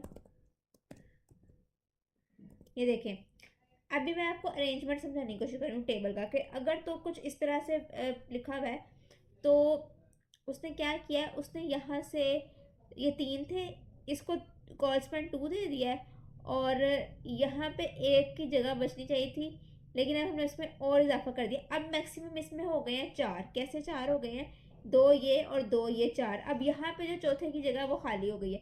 और ये जो लास्ट वाला है, इसने क्या किया है, इसको हमने दिया तो कॉल्सपैन 2 था, लेकिन इसके आगे कुछ भी नहीं था, तो इसने आगे वाले की भी जगह ले ली है। ठीक है, इसने नहीं ली क्योंकि ये एक विदाउट द कॉल्सपैन प्रॉपर्टी के ये सेल था, ये नॉर्मल सेल था, इसलिए इसने आगे जगह नहीं ली। लेकिन ये हमने स्पैन यूज़ किया हुआ था इसमें, तो इसने दिया इसको 2 है, लेकिन इसने 3 ले लिए। अब 3 ये और 1 ये, क्योंकि 1 2 3 4, अब इसके मैक्सिमम हो गए 4, तो अब चीज़ें 4 के लिहाज से सेट हो रही है कि ऊपर 3 है और चौथे के लिए जगह खाली हो गई है। तो इससे मैंने जस्ट आपको ये अरेंजमेंट समझाना था कि इसमें चीज़ें चल किस तरह से रही हैं। बाकी वही कि हमारा पास यहाँ पे कोई ना कोई एक्चुअल डेटा होगा तो वो इस तरह से ही नज़र आएगा। ओके, अब कई दफ़ा ऐसा होता है कि डेटा ये तो कॉलम्स में आ रहे हैं ना, लाइक फिजिक्स का कॉलम, कंप्यूटर का कॉलम, मैथ्स का कॉलम। डेटा रोज की फॉर्म में भी हो सकता है, इधर से ऐसे ये फिजिक्स, कंप्यूटर, मैथ्स। अब हम कुछ उस डेटा को देख लेते हैं, ठीक है। मैं काम करती हूँ,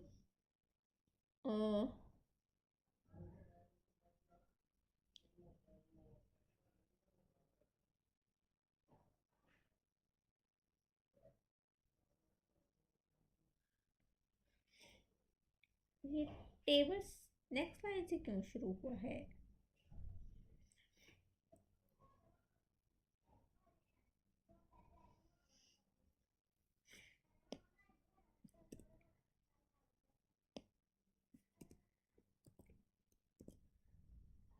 बाय डिफ़ॉल्ट टेबल को प्रॉपर्टी लगी हुई है कि उसने जो नेक्स्ट टेबल है ना वो नेक्स्ट लाइन से ही स्टार्ट हो, ठीक है।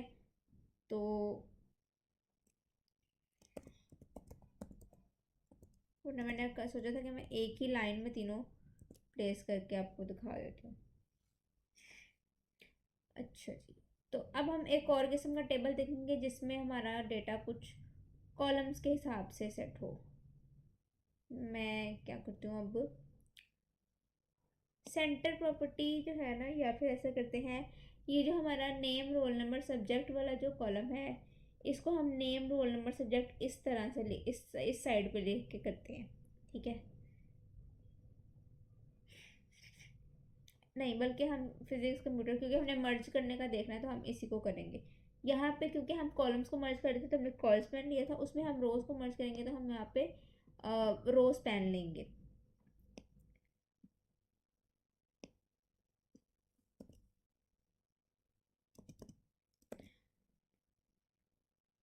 ओके, यहाँ पे सबसे पहले, अब यहाँ पे क्या था, हेडर्स हमारे ये तीनों थे। अब यहाँ पे हेडर्स इस तरह से होंगे और हमने टेबल का डेटा यहाँ पे रोज में लिखना होता है कि पहली एक पूरी रो के बारे में बताना होता है उसको।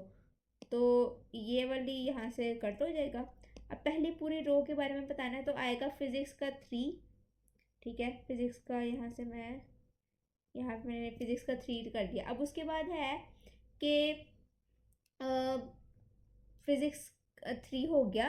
अब उसके बाद नेक्स्ट उसने ऐसा करना है कि जो उससे नीचे होगा ना कंप्यूटर,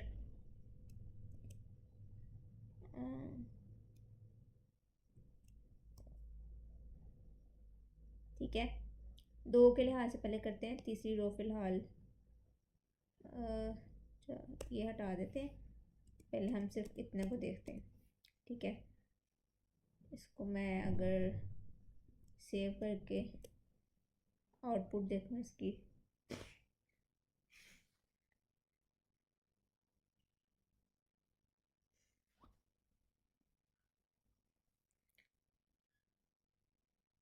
ओके। अब हमने इस 3 को हम चाहते हैं कि ये फिजिक्स के साथ ये वाला जो 3 है ये इन दोनों में आए, ठीक है। लाइक फिजिक्स और कंप्यूटर दोनों में एक सेम 3, 4, 2 कोई भी वैल्यू इन दोनों रोज में, यानी कि अब डेटा रोज में है, फिजिक्स एंड कॉलम, तो ये दोनों रोज के लिए कंबाइन हो। तो मैं पहले एक एक या हम ऐसा करते हैं कि एक तीसरा भी पहले लिख ही लेते हैं। मैंने कहा था पहले 2 से इजी होगा, लेकिन चले थर्ड वाला भी लिख ही लेते हैं। थर्ड रो में है TH,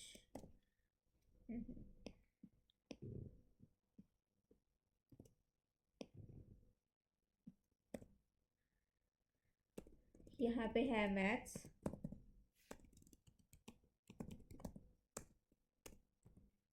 आप देख रहे हैं फिजिक्स जो है वो अपने बॉक्स के बिल्कुल सेंटर में है, ठीक है। ये हेडिंग की प्रॉपर्टी की वजह से है।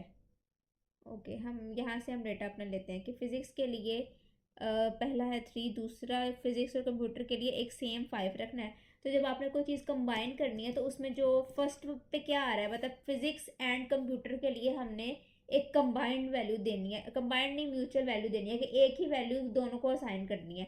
तो उसमें हम क्या करेंगे, दोनों में से पहले क्या आ रहा है फिजिक्स, तो उसमें फिजिक्स में जाके लिखेंगे t d col span sorry row span लिखेंगे हम यहाँ पे, हम रो स्पैन इक्वल्स टू, ठीक है, रो स्पैन इक्वल्स टू, और उसके आगे हमने क्या डालना है 5, और फिर यहाँ पे टेबल डेटा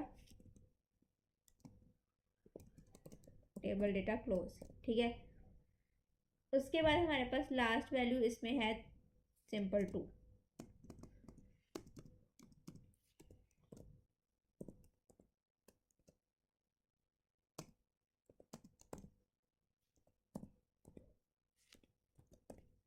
ठीक है। इसको सेव करते हैं, रिफ्रेश करते हैं, ये देखें फिजिक्स के लिए ये 5 जो है वो अब कंप्यूटर और फिजिक्स दोनों को रिप्रेजेंट करे। अब यहाँ पे हमने कंप्यूटर का पहला 5 था, कंप्यूटर का पहला 5 ही है, दूसरा भी ये देखो ये वाली वैल्यू ही कंप्यूटर को मिलेगी, ये भी 5 है, आ गए दूसरे के लिए भी ये 7 उसके अरे, फिर फिजिक्स के लिए तीसरा जो था वो 2 था, आ गया कंप्यूटर के लिए तीसरा। यहाँ पे ये हमने जो यहाँ पे हमने क्या किया था, कंप्यूटर और मैथ के लिए एक कंबाइंड वैल्यू ली थी 4। अब यहाँ पे जो कंप्यूटर और मैथ के लिए अगर कंबाइंड वैल्यू लेनी है तो वो यहाँ पे आएगी, ठीक है। दोबारा करती हूँ, फिजिक्स के लिए पहली वैल्यू थी 3, ये आ गई 3, दूसरी वैल्यू 5 है लेकिन वो कंप्यूटर के साथ मर्ज होके है, दूसरी वैल्यू ये 5 है और ये कंप्यूटर के साथ मर्ज होके है, ठीक है। उसके बाद तीसरी वैल्यू 2 है, ये तीसरी वैल्यू 2 आ गई, कंप्यूटर की पहली वैल्यू 5 है, दूसरी फिजिक्स के साथ मर्ज है, तीसरी कंप्यूटर की तीसरी वैल्यू 4 है, लेकिन मैंने यहाँ पे 3 लिखी हुई है तो कोई नहीं, इसको 4 कर लेते हैं जाके। और देखो वो उसने आगे भी उस वैल्यू ने आगे मैथ के साथ मर्ज होना है, तो ये जो 4 लिखेंगे हम, इसमें इसमें भी हमने रो स्पैन देना है, जहाँ से आपने उसको आगे अगले के साथ में मर्ज करना है उस वाले पे रो स्पैन देना है, ठीक है। ये देखो नहीं हुआ, आई थिंक वो सेव नहीं हुआ, ये वाला ब्रैकेट नहीं लगाई, और क्या किया मैंने, ओहो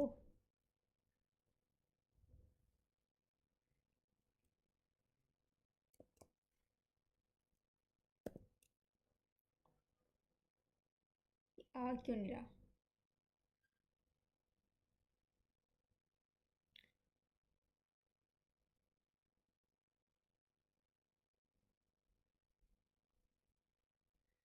रोज पैन टू, और सॉरी हम गलत कर रहे हैं ना, हम इसको तो नहीं देना, ये यहाँ पे आना था, ये इस प्लेस पे आएगा क्योंकि मैंने कंप्यूटर से नीचे की तरफ जाना है ना, कंप्यूटर वाले सेल से नीचे वाली सेल की तरफ मर्ज करना है, तो ये हम फिर कंप्यूटर के सेकंड जो डेटा होगा, थर्ड डेटा बल्कि कंप्यूटर का, उसमें लिखेंगे।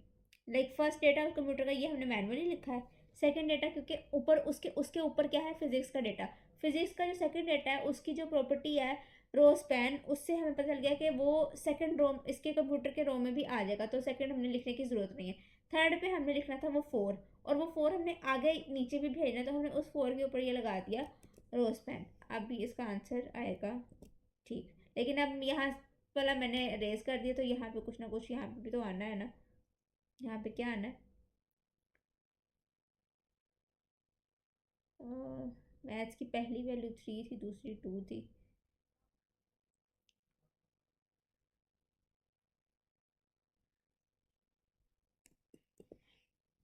ठीक है।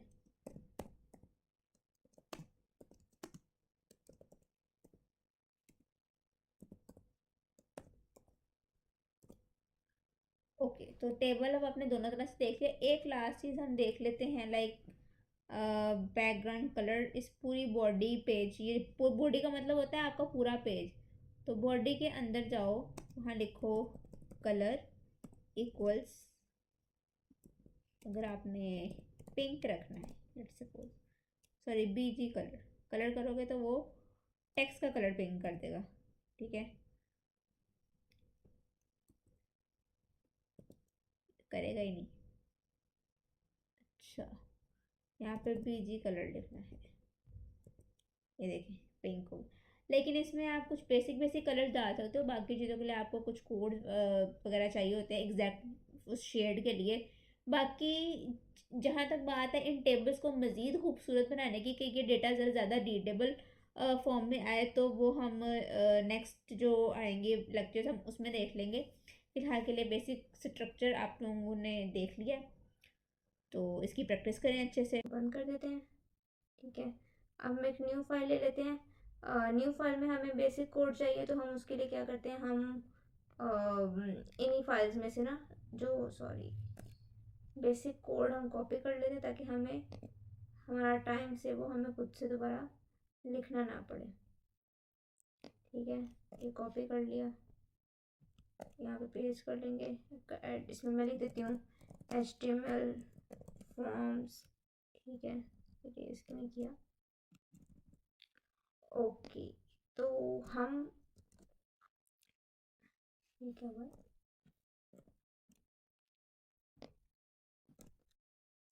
ओके जी। तो हमने यहाँ पे मैंने यहाँ पे एक कुछ फॉर्म टाइप एक लिख के रखा है। सबसे पहले इसमें एक हेडिंग आ रही है, उसके बाद कुछ फील्ड है जिनको आपने फिल करना है, ठीक है। First name, last name, email, password, gender. Gender को फिल नहीं करना, जेंडर के बाद दो ऑप्शन आएंगे जिनमें से एट अ टाइम सिर्फ एक चूज हो सकता है, ठीक है। उसके बाद सब्जेक्ट्स में 5 ऑप्शन हैं, जिनमें से एक से लेकर 5 तक जितने मर्जी आप चूज कर सकते हो, ठीक है। या कोर्सेज आप इसको जो भी आप लिखना चाहो। उसके बाद सिलेक्ट योर सिटी में क्या होता है, ड्रॉप डाउन मेन्यू होता है जिसमें से आप अपनी सिटी सिलेक्ट करते हो। अभी हम यहाँ पे कुछ 3 से 4 5 लिख के देखेंगे, बट एक्चुअल में क्या होता है कि जब आप किसी एरिया के में ये फॉर्म्स वगैरह देते हो फिल करने के लिए, तो उसका जो या फिर अगर वर्ल्ड वाइड कोई चीज़ है तो उसका मैप जो है वो साथ लिंक हो जाता है, और उसमें जितने भी एरिया, सिटीज, कंट्रीज, जिस तरह से भी वो डेटा है वो सारे उसके साथ लिंक हो जाते हैं। लेकिन अभी हम यहाँ पे 3 से 4 लिखेंगे। फिर एक आपका फीडबैक वाला एरिया आता है, जो कि कुछ एक स्पेस उन्होंने दी होती है फीडबैक के लिए, ठीक है। उसके बाद बटन है सबमिट एंड रीसेट। सबमिट क्या करेगा, इस डेटा को डेटाबेस में सेव कर देगा, और रीसेट जो भी आपने पहले लिखा है उसको खाली कर देगा, ओके, मतलब इरेज कर देगा। जब अभी तक जो हमने चीज़ें देखी थी, पैराग्राफ्स हो गए, लिस्ट हो गए, टेबल्स हो गए, वो आप उसको ये समझ सकते हो कि वो किसी भी स्टैटिक वेबसाइट में उतनी चीज़ें होंगी, ठीक है। और भी कुछ चीज़ें हम देखेंगे बाद में, बट जहाँ तक बात है फॉर्म की, तो फॉर्म डायनामिक में आ जाता है कि रियल टाइम में फॉर्म आप फिल कर रहे हो और डेटाबेस में वो सबमिट हो जाता है। आगे उसकी जो भी प्रोसेसिंग होनी है, जिस भी पर्पज़ के लिए वो डेटा है, वो सारी चीज़ें रियल टाइम में हो रही होती हैं। तो इसके लिए आपको रियल टाइम के लिए फिर आपको उसके बाद हम इसमें जब नेक्स्ट पढ़ेंगे तो डेटाबेस वगैरह भी मैनेज करना पड़ता है, क्योंकि ये डेटा कहीं ना कहीं तो जाना है ना यहाँ पे फिल करने के बाद। उसके लिए हमारे पास PHP होता है, और भी कुछ चीज़ें होती हैं, वो हम बाद में देखेंगे। अभी हम क्या करते हैं, अभी हम इसको देख के एक बेसिक सा फॉर्म बनाते हैं। सबसे पहले हमारे पास हेडिंग आ जाएगी, ठीक है।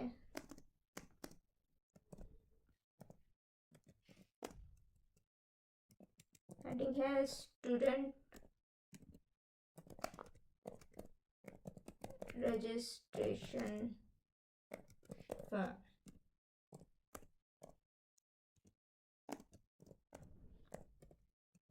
अच्छा, मैं आपको एक चीज़ भी जब हम पहले वो कर रहे थे तो बताना भूल गई थी कि अगर H1 टैग ये जो इटसेल्फ है ना, ठीक है, ये टैग है। जब आपने इसमें कोई चीज़ लिख दी है तो आप ये एक प्रॉपर चीज़ बन गई, इसको हम बोलेंगे एलिमेंट, ओके। तो ये जो मैंने फॉर्म नीचे इस तरह का कुछ बनाया हुआ है, हम इसको देख देख के बनाते हैं। सबसे पहले तो यहाँ पे आ जाएगा फॉर्म का टैग।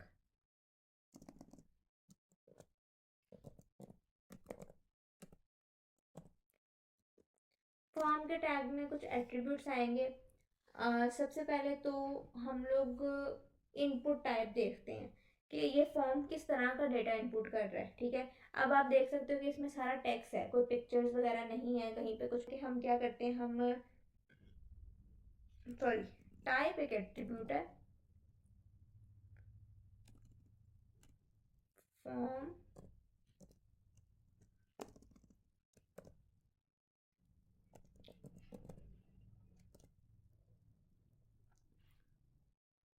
फॉर्म के जो एट्रीब्यूट हैं उसमें पहला आएगा फॉर्म का नेम।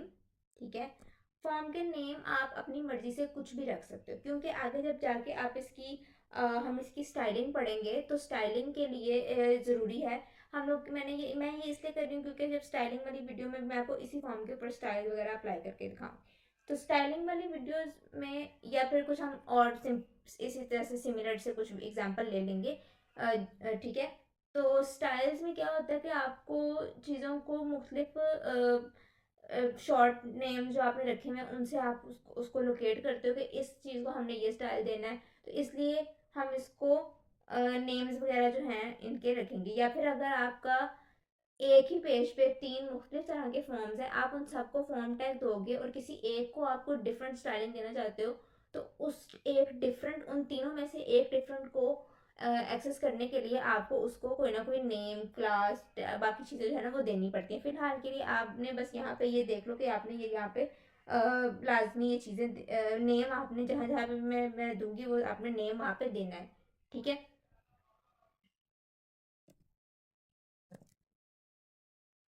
फॉर्म नेम हम इसकी कोई भी शॉर्ट फॉर्म रख सकते हैं, जैसे ST student, REG registration, student registration कर दिया। ठीक है, फॉर्म का पहले एक नाम आ गया, फिर आता है एक्शन कि इस फॉर्म को सबमिट करने के बाद आगे क्या हो, कौन सी फाइल खुले, कहाँ जाए। जैसे आप सबमिट करते हो तो आगे वो थैंक यू फॉर समथिंग आता है ना। फिलहाल हम उस पर नहीं जा रहे क्योंकि हम एक नई फाइल मैन पड़ेगी और ये वीडियो ऑलरेडी काफ़ी लेंथी हो गई है, तो हम उसको हम बाद में डिस्कस करेंगे। फिर आता है मेथड। जो नोटपैड है बाय डिफॉल्ट उसका गेट मेथड होता है। गेट मेथड से मुराद है जब आप कोई फॉर्म भी फिल करते हो, तो नेक्स्ट टाइम जब आप कोई फॉर्म फिल करो तो उस पर नोट करना कि जो आपकी ये जो एड्रेस बार होती है जिसमें अभी फ़िलहाल कुछ नहीं है, इसमें वो आपका सबमिट किया हुआ डेटा शो नहीं होता। वो कुछ सिंबल्स एंड नंबर्स कुछ इस तरह का डेटा होता है जो कि कोड लाइक होता है, लेकिन जो गेट मेथड होता है वो एज इट इज़ शो करवाता है। ठीक है, तो मेथड हम अभी फ़िलहाल ऐसे लिखते हैं कि अब फॉर्म के अंदर हमने इनपुट फील्ड्स रखी हुई है, नेम, ईमेल, पासवर्ड, तो उसके लिए होता है इनपुट टैग। इनपुट टैग में पहला जो एट्रीब्यूट होता है वो होता है कि इनपुट किस तरह का इनपुट होगा। इनपुट मैंने टेक्स्ट इनपुट करना है तो मैं इसको लिख दूंगी इनपुट है टेक्स्ट, और इसको भी हमने कोई ना कोई नेम देना है, तो फर्स्ट नेम के लिए मैं लिख रही हूँ तो मैंने इसको कर दिया एफ नेम। ठीक है, उसके बाद मैंने ये इनपुट टैग कर देना है क्लोज। अब इनपुट टैग की कहानी थोड़ी सी मुख्तलिफ हो गई है जो हमने पहले टैग्स पढ़े थे। पहले क्या होता था कि जैसे ऊपर हेडिंग टैग है, फॉर्म टैग है, ये इसकी ओपनिंग एंड क्लोजिंग है। BR टैग, HR टैग की सिर्फ एक छोटा सा कोड था, ना उसकी कोई क्लोजिंग नहीं थी ना उसके अंदर कुछ लिखते थे। इसका ये है कि इसका एक टैग है। इनपुट टैग को मैं थोड़ा सा स्पेसिंग देके आपको क्लियर दिखाती हूँ। ये एक टैग है, इसके अंदर कुछ एट्रीब्यूट्स हैं और इसके आगे एक वैल्यू देनी है। ठीक है, सॉरी सॉरी, आगे नहीं, इसके पीछे एक ऊपर देनी थी। फर्स्ट नेम हमने इससे पहले लिखा हुआ है, फर्स्ट नेम। ठीक है, फर्स्ट नेम जो आपने टेक्स्ट लिखा है वो एज इट इज लिखते हैं। ठीक है, और अगर आप उसको कुछ भी स्पेसिफाई नहीं करोगे तो वो पैराग्राफ के साइज का, पैराग्राफ की प्रॉपर्टीज के साथ वो टेक्स्ट वहाँ पे विजिबल हो जाएगा। उसके बाद मैंने इनपुट फील्ड बनानी है, वो मैंने कुछ इस तरह की लिखी है। अब हम सिंपली इसको ज़रा देख लेते हैं। फॉर्म .html से मैंने ये फाइल कर दी सेव। अब हम अपने अगर हम अपने डेस्कटॉप पे जाएं तो यहाँ पे form.html की एक फ़ाइल है और आप देखिए कितना मैंने एक नेम लिखा और उसके बाद उसकी एक इनपुट फील्ड बन गई है जो अभी मैंने यहाँ पे ये देखें इनपुट टैग से जो मैंने लिखा है वो इस तरह से यहाँ पे आ गया। अब हम क्या करते हैं, अब हम क्विकली अपना ये पूरा फॉर्म जल्दी से बना लेते हैं। ठीक है,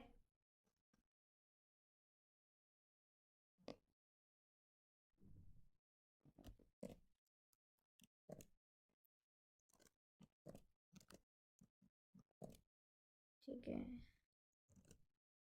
पहले मैं ज़रा ये वाली चीज़ें कर दूँ। हम यहाँ पे लिख देते हैं लास्ट नेम, और नेम आपने चेंज करते रहना है साथ साथ, ठीक है। मैं यहाँ पे लिख देती हूँ योर ईमेल, ठीक है, और नेम में हम ईमेल ही लिख दो, ठीक है। नेक्स्ट मैं लिखने लगी हूँ पासवर्ड,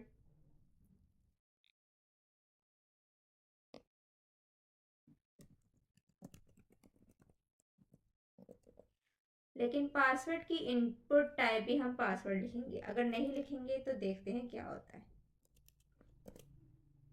एक तो मैंने इनको बी आर टैग्स नहीं लगाए तो ये इस तरह से आ गया, ठीक है, फॉर्म को।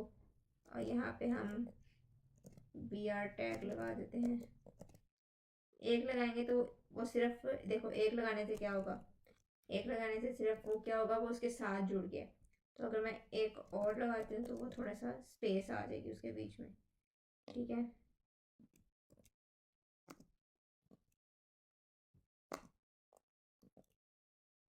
क्योंकि अभी हमने इसके आगे भी लिखना है तो मैं यहाँ पे लगा दूँ। अब ये थोड़ा सा अच्छा लग रहा है। ओके, अब आप देखो यहाँ पे मैंने टेक्स्ट लिखा, यहाँ पे मैंने टेक्स्ट लिखा, यहाँ पे मैंने टेक्स्ट लिखा, ठीक है। लेकिन पासवर्ड आपने कभी इस तरह से देखा है? पासवर्ड तो हिडन होता है, इसलिए पासवर्ड की जो टाइप है हम वो चाक के पासवर्ड कर देंगे। बस इतना सा काम है, ठीक है। अब जब हम यहाँ पे पासवर्ड लिख रहे हैं तो लेकिन ये देखें, ये तो ख़त्म ही नहीं हो रहा, चलता जा रहा है। तो पासवर्ड की आपको पता है एक लेंथ होती है, तो हम ना यहाँ पे एक मैक्स लेंथ के नाम से एट्रीब्यूट है वो यूज़ करेंगे और लिख दिया 8, ठीक है। अब आप रीलोड करो, ये मेरे 8 के आगे नहीं जाएगा अब, ठीक है। ओके, नेक्स्ट है हमारे पास जेंडर, सिलेक्ट सब्जेक्ट्स एंड, क्योंकि इनको देख लेते हैं। अब जेंडर के लिए मैंने कहा था कि हम लोगों ने उसमें से ऑब्वियसली कोई एक सिलेक्ट करना होता है। जब कोई ऐसी चीज़ होती है ना कि जहाँ हमने कुछ एक सिलेक्ट करना होता है तो वहाँ पे यूज़ होता है इनपुट रेडियो बटन, ठीक है। अब ये दो हैं तो मैं ज़रा थोड़ा सा इसको नीचे करके लिखती हूँ, ठीक है। वहाँ पे यूज़ होती है, लेट्स सपोज मैं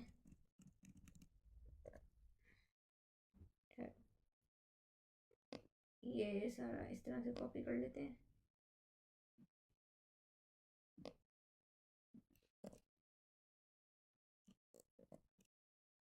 ओके, यहाँ पे हम आएंगे, यहाँ पे अब इनपुट रेडियो बटन आपने देखे होंगे, पहले सर्कल होता है बाद में लिखा होता है। तो ये जो टेक्स्ट हमने यहाँ पे पहले लिखा है ना, यही टेक्स्ट हमने यहाँ पे बाद में लिखेंगे। पहला क्या होगा, मेल होगा, ठीक है।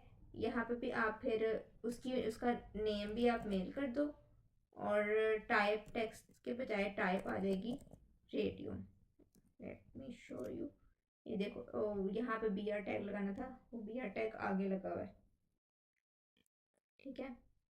बी आर टैग गलत जगह पे लगा हुआ है,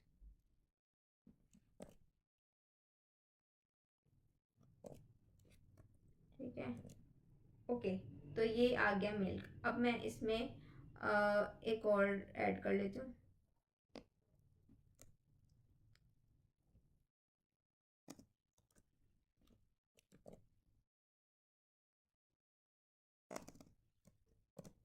input type equals to radio name equals to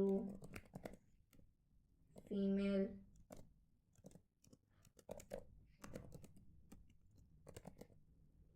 ठीक है। और इसके बाद मैं लगा देती हूँ बी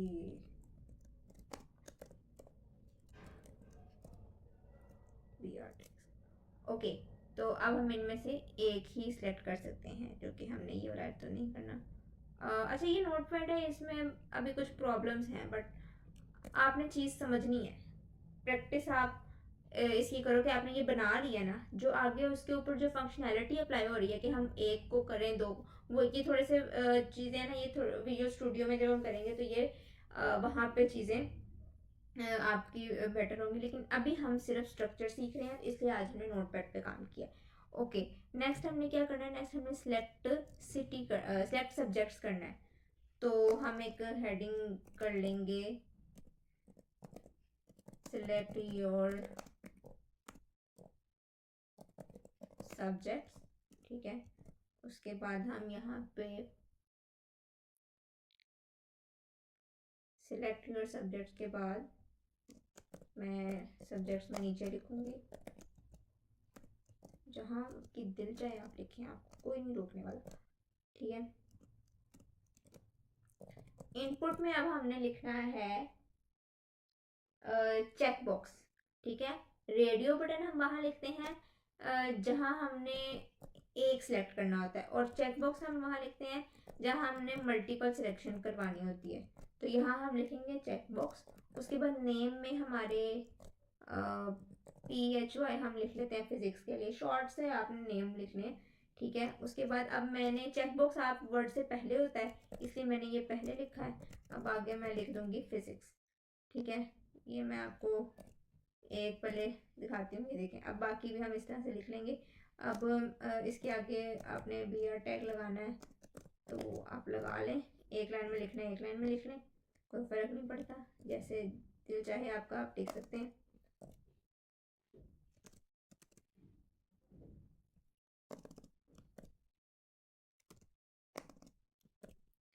ठीक है, हम यहाँ पे दूसरा क्या था, कंप्यूटर लिख लेते हैं।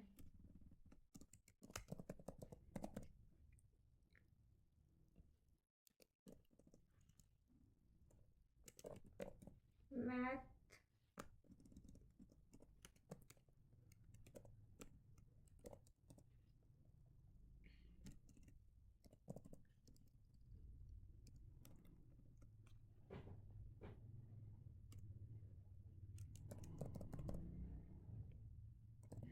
बायोलॉजी और एक और था chemistry,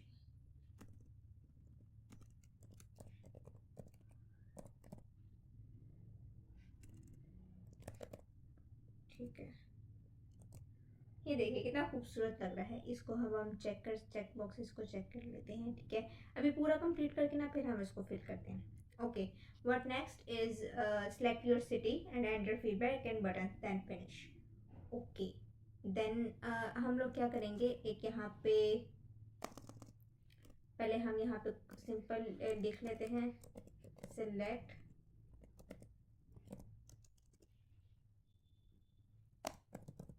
your city, select your city, ठीक है। उसके बाद उसके आगे हम इनपुट टाइप अब हमारे पास नहीं आएगी, अब हमने क्योंकि सिलेक्ट करना है तो सिलेक्ट के साथ हमारे पास सिलेक्ट टैग आएगा, ठीक है। Select tag, select tag select tag के अंदर हमारे पास कुछ एक, सबसे पहले तो हमने इसको एक नेम दे देना है, ठीक है। नेम में हम इसको देते हैं सिटी। उसके बाद हमारे पास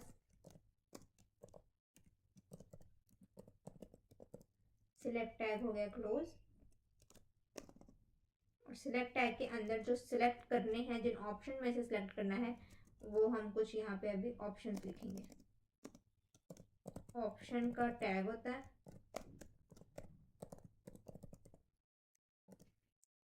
पहले हम क्विकली ये जरा कॉपी करके नीचे पेस्ट कर लेते हैं, ठीक है। 4 ऑप्शन लिख लेते हैं फिलहाल के लिए, स्टार्ट के लिए ना। सबसे पहले हम लिखते हैं लाहौर,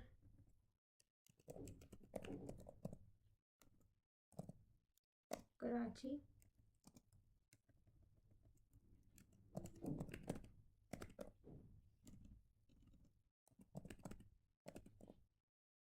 इस्लामाबाद एंड मुल्तान लिख लेते हैं, ठीक है। इसको सेव करें और इसको रीलोड करें। ये देखिए यहाँ पे आपका एक प्यारा सा ड्रॉप डाउन बन गया, ठीक है। उसके बाद हमने क्या करना है, हमने एक टेक्स्ट एरिया बनाना है फीडबैक के लिए। यहाँ पे मैं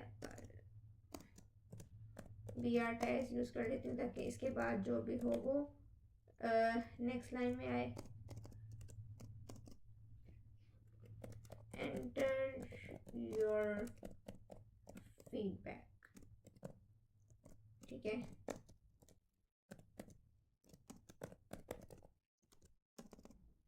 ओके, एंटर योर फीडबैक में एक बॉक्स होता है जिसकी अगर अभी आप अगर सिर्फ हम पहले वो बॉक्स बनाते हैं, फिर उसकी हाइट विड्थ को मैनेज कर लेंगे। टेक्स्ट बॉक्स, ठीक है, टेक्स्ट बॉक्स। अब इस टेक्स्ट बॉक्स को हमने एम्प्टी छोड़ना है, लेकिन ऑब्वियसली इसमें यूज़र ने लिखना तो है ना, इसलिए हमने ये इसका एक प्रॉपर एक टैग है।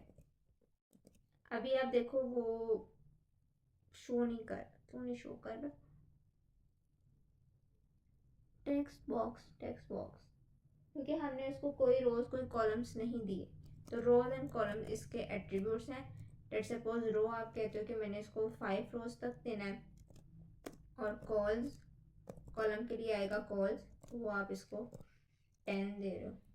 अब इसको जब आप रीलोड करोगे, ये क्यों नहीं आ रहा?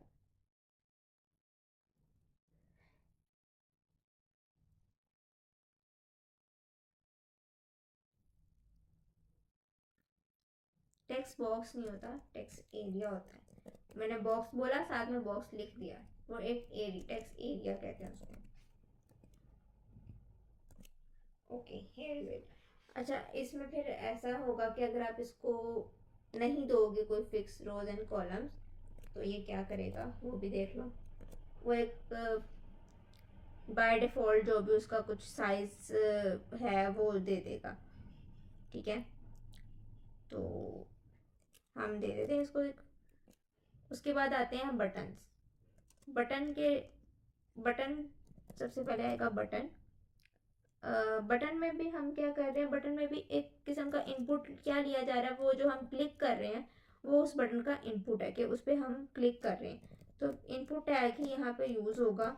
अगर आप सिर्फ बटन टैग यूज़ करोगे उससे कुछ और तरह के बटन्स बनेंगे, लेकिन फिलहाल जब हम सबमिट की बात कर रहे हैं तो सबमिट के लिए हमने इनपुट का टैग लेना है और उसको हमने बटन की टाइप दे देनी है, ठीक है। That's for form. फॉर्म में हम सबमिट कर रहे हैं तो उसमें हमने इस तरह से करना है, ठीक है। टाइप उसकी सबमिट, अगर आप सिर्फ बटन टाइप करोगे, सॉरी, पहले अगर आप सिंपल ऐसे लिख दोगे ये एक बटन है जी, और इसकी हमने फिर इसके ऊपर लिखा क्या आएगा, पहले इसे पहले मैं आपको इतना करके दिखाती हूँ कि इतने पे क्या होगा। वो एक बटन सा आ गया है, ब्लैंक सा बटन है, कुछ भी नहीं लिखा हुआ और हमें पता नहीं चल रहा कि वो क्या है। तो अगर मैं सिर्फ यहाँ पे बटन लिखूँ, वैल्यू इक्वल्स, इस पर मैं लिख दूँ सबमिट, ठीक है। रीलोड किया, अब इस वजह सबमिट, कुछ हो रहा है? कुछ भी नहीं हो रहा है। यहाँ तक कि ये पेज, इस पेज को सबमिट करते हैं तो कम से कम इस पेज को वो दोबारा से रिफ्रेश कर देता है, नहीं हो रहा, बिकॉज बटन से नहीं होगा। आपको उसको स्पेसिफिक देना पड़ेगा कि ये एक सबमिट बटन हमने किया है। अब देखो, अब वो सबमिट कर रहा है, और अभी आप ये देखो वो ऊपर ये सारी चीज़ें उसने लिख दी हैं। एफ नेम भी कुछ नहीं लिखा मैंने, लास्ट नेम भी कुछ नहीं लिखा, ईमेल भी कुछ नहीं लिखा, पासवर्ड भी कुछ नहीं लिखा। अब हम एक काम करते हैं, अब मैं यहाँ पे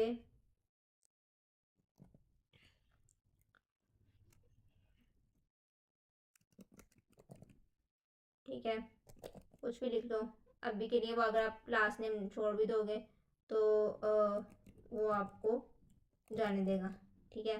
पासवर्ड में, उसके बाद सब्जेक्ट्स में ये चूज़ कर लेती हूँ, सिटी मेरा लाहौर ही है, बट वैसे मैं आपको सिलेक्ट बाकी दूसरा भी करके दिखा देती हूँ। और अब भी देखें, आप ऊपर देखें, आपको एफ नेम इक्वल्स टू, जो आपने पहले टैग को नेम दिया था, इनपुट टैग को एफ नेम, उसके अगेंस्ट जो मैंने वैल्यू पुट किया उसने वो ऊपर लिख के दिखा दिया, और एंड तक उसने यही किया है। लेकिन जब कभी भी आपने फॉर्म्स वगैरह फिल किए हैं तो आपको कभी भी डेटा आपका एज इट इज़ ऊपर नहीं शो होता। उसके लिए मैंने जो मेथड वाला खाली छोड़ा था ना, ये बेसिकली ये हुआ गेट मेथड है। यहाँ पे मैं अगर गेट लिखूँ, सेव करूँ, रीलोड करूँ, रीलोड, ठीक है, डमी टेक्स्ट में डाल के आपको सिर्फ ये दिखाना है कि वो किस तरह से उसको शो करेगा।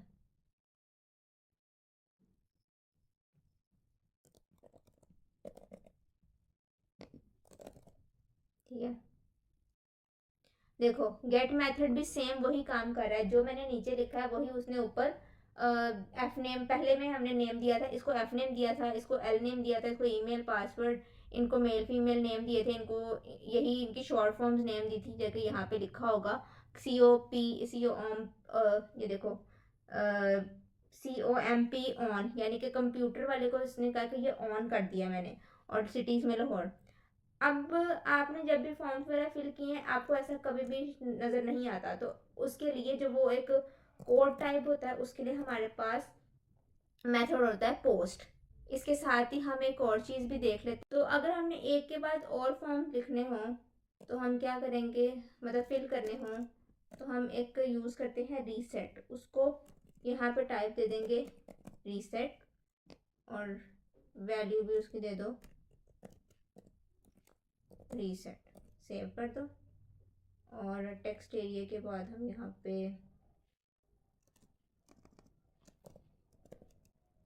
बियर टैग्स लगा देते हैं।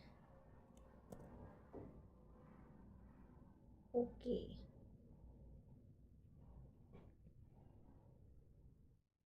मैंने यहाँ पे कुछ लिखा है, और इसको जब रीसेट किया तो वो इरेज हो जाता है। अब हम एक दफ़ा ये फॉर्म फिल कर लेते हैं, ठीक है। ईमेल में @gmail.com, इसमें भी ऑप्शनल होता है, और ठीक है, कंप्यूटर एड्स लाहौर, फीडबैक में मैंने, चलो कुछ सही से लिख देते हैं, सबमिट। ओके, ये इसको अपडेट नहीं कर रहा, पोस्ट मैंने आपको दिखाना है लेकिन ये इसको अपडेट नहीं कर रहा, तो हम क्या करते हैं, हम एक दफ़ा इसको क्लोज करते हैं, ठीक है।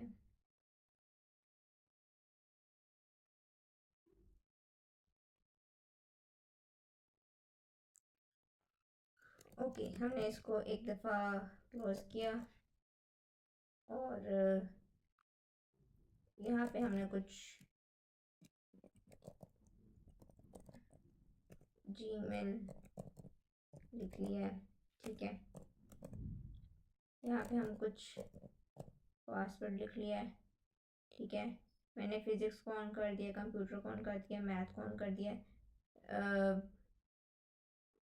फीडबैक में हम लिख देते हैं सेटिस्फाइड, ठीक है,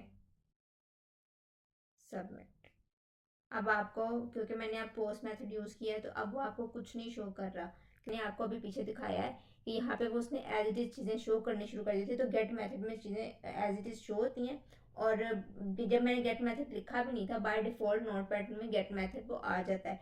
लेकिन अब देखो, पोस्ट मेथड लिखने से ये हुआ है कि कोड तो नहीं आया यहाँ पे, एड मतलब बस सिंबल्स और नंबर्स कुछ इस तरह से एड्रेस बन जाएगा यहाँ पे ऊपर, लेकिन वो शो भी नहीं हो रहा, तो हमारा एक किस्म का पोस्ट मेथड वाला यहाँ पे अप्लाई हो गया हुआ है। बाकी का हम इसके नेक्स्ट पार्ट में देखेंगे, और इंशाल्लाह जो थर्ड या फोर्थ पार्ट में हम लोग विजुअल स्टूडियो पे शिफ्ट हो जाएंगे।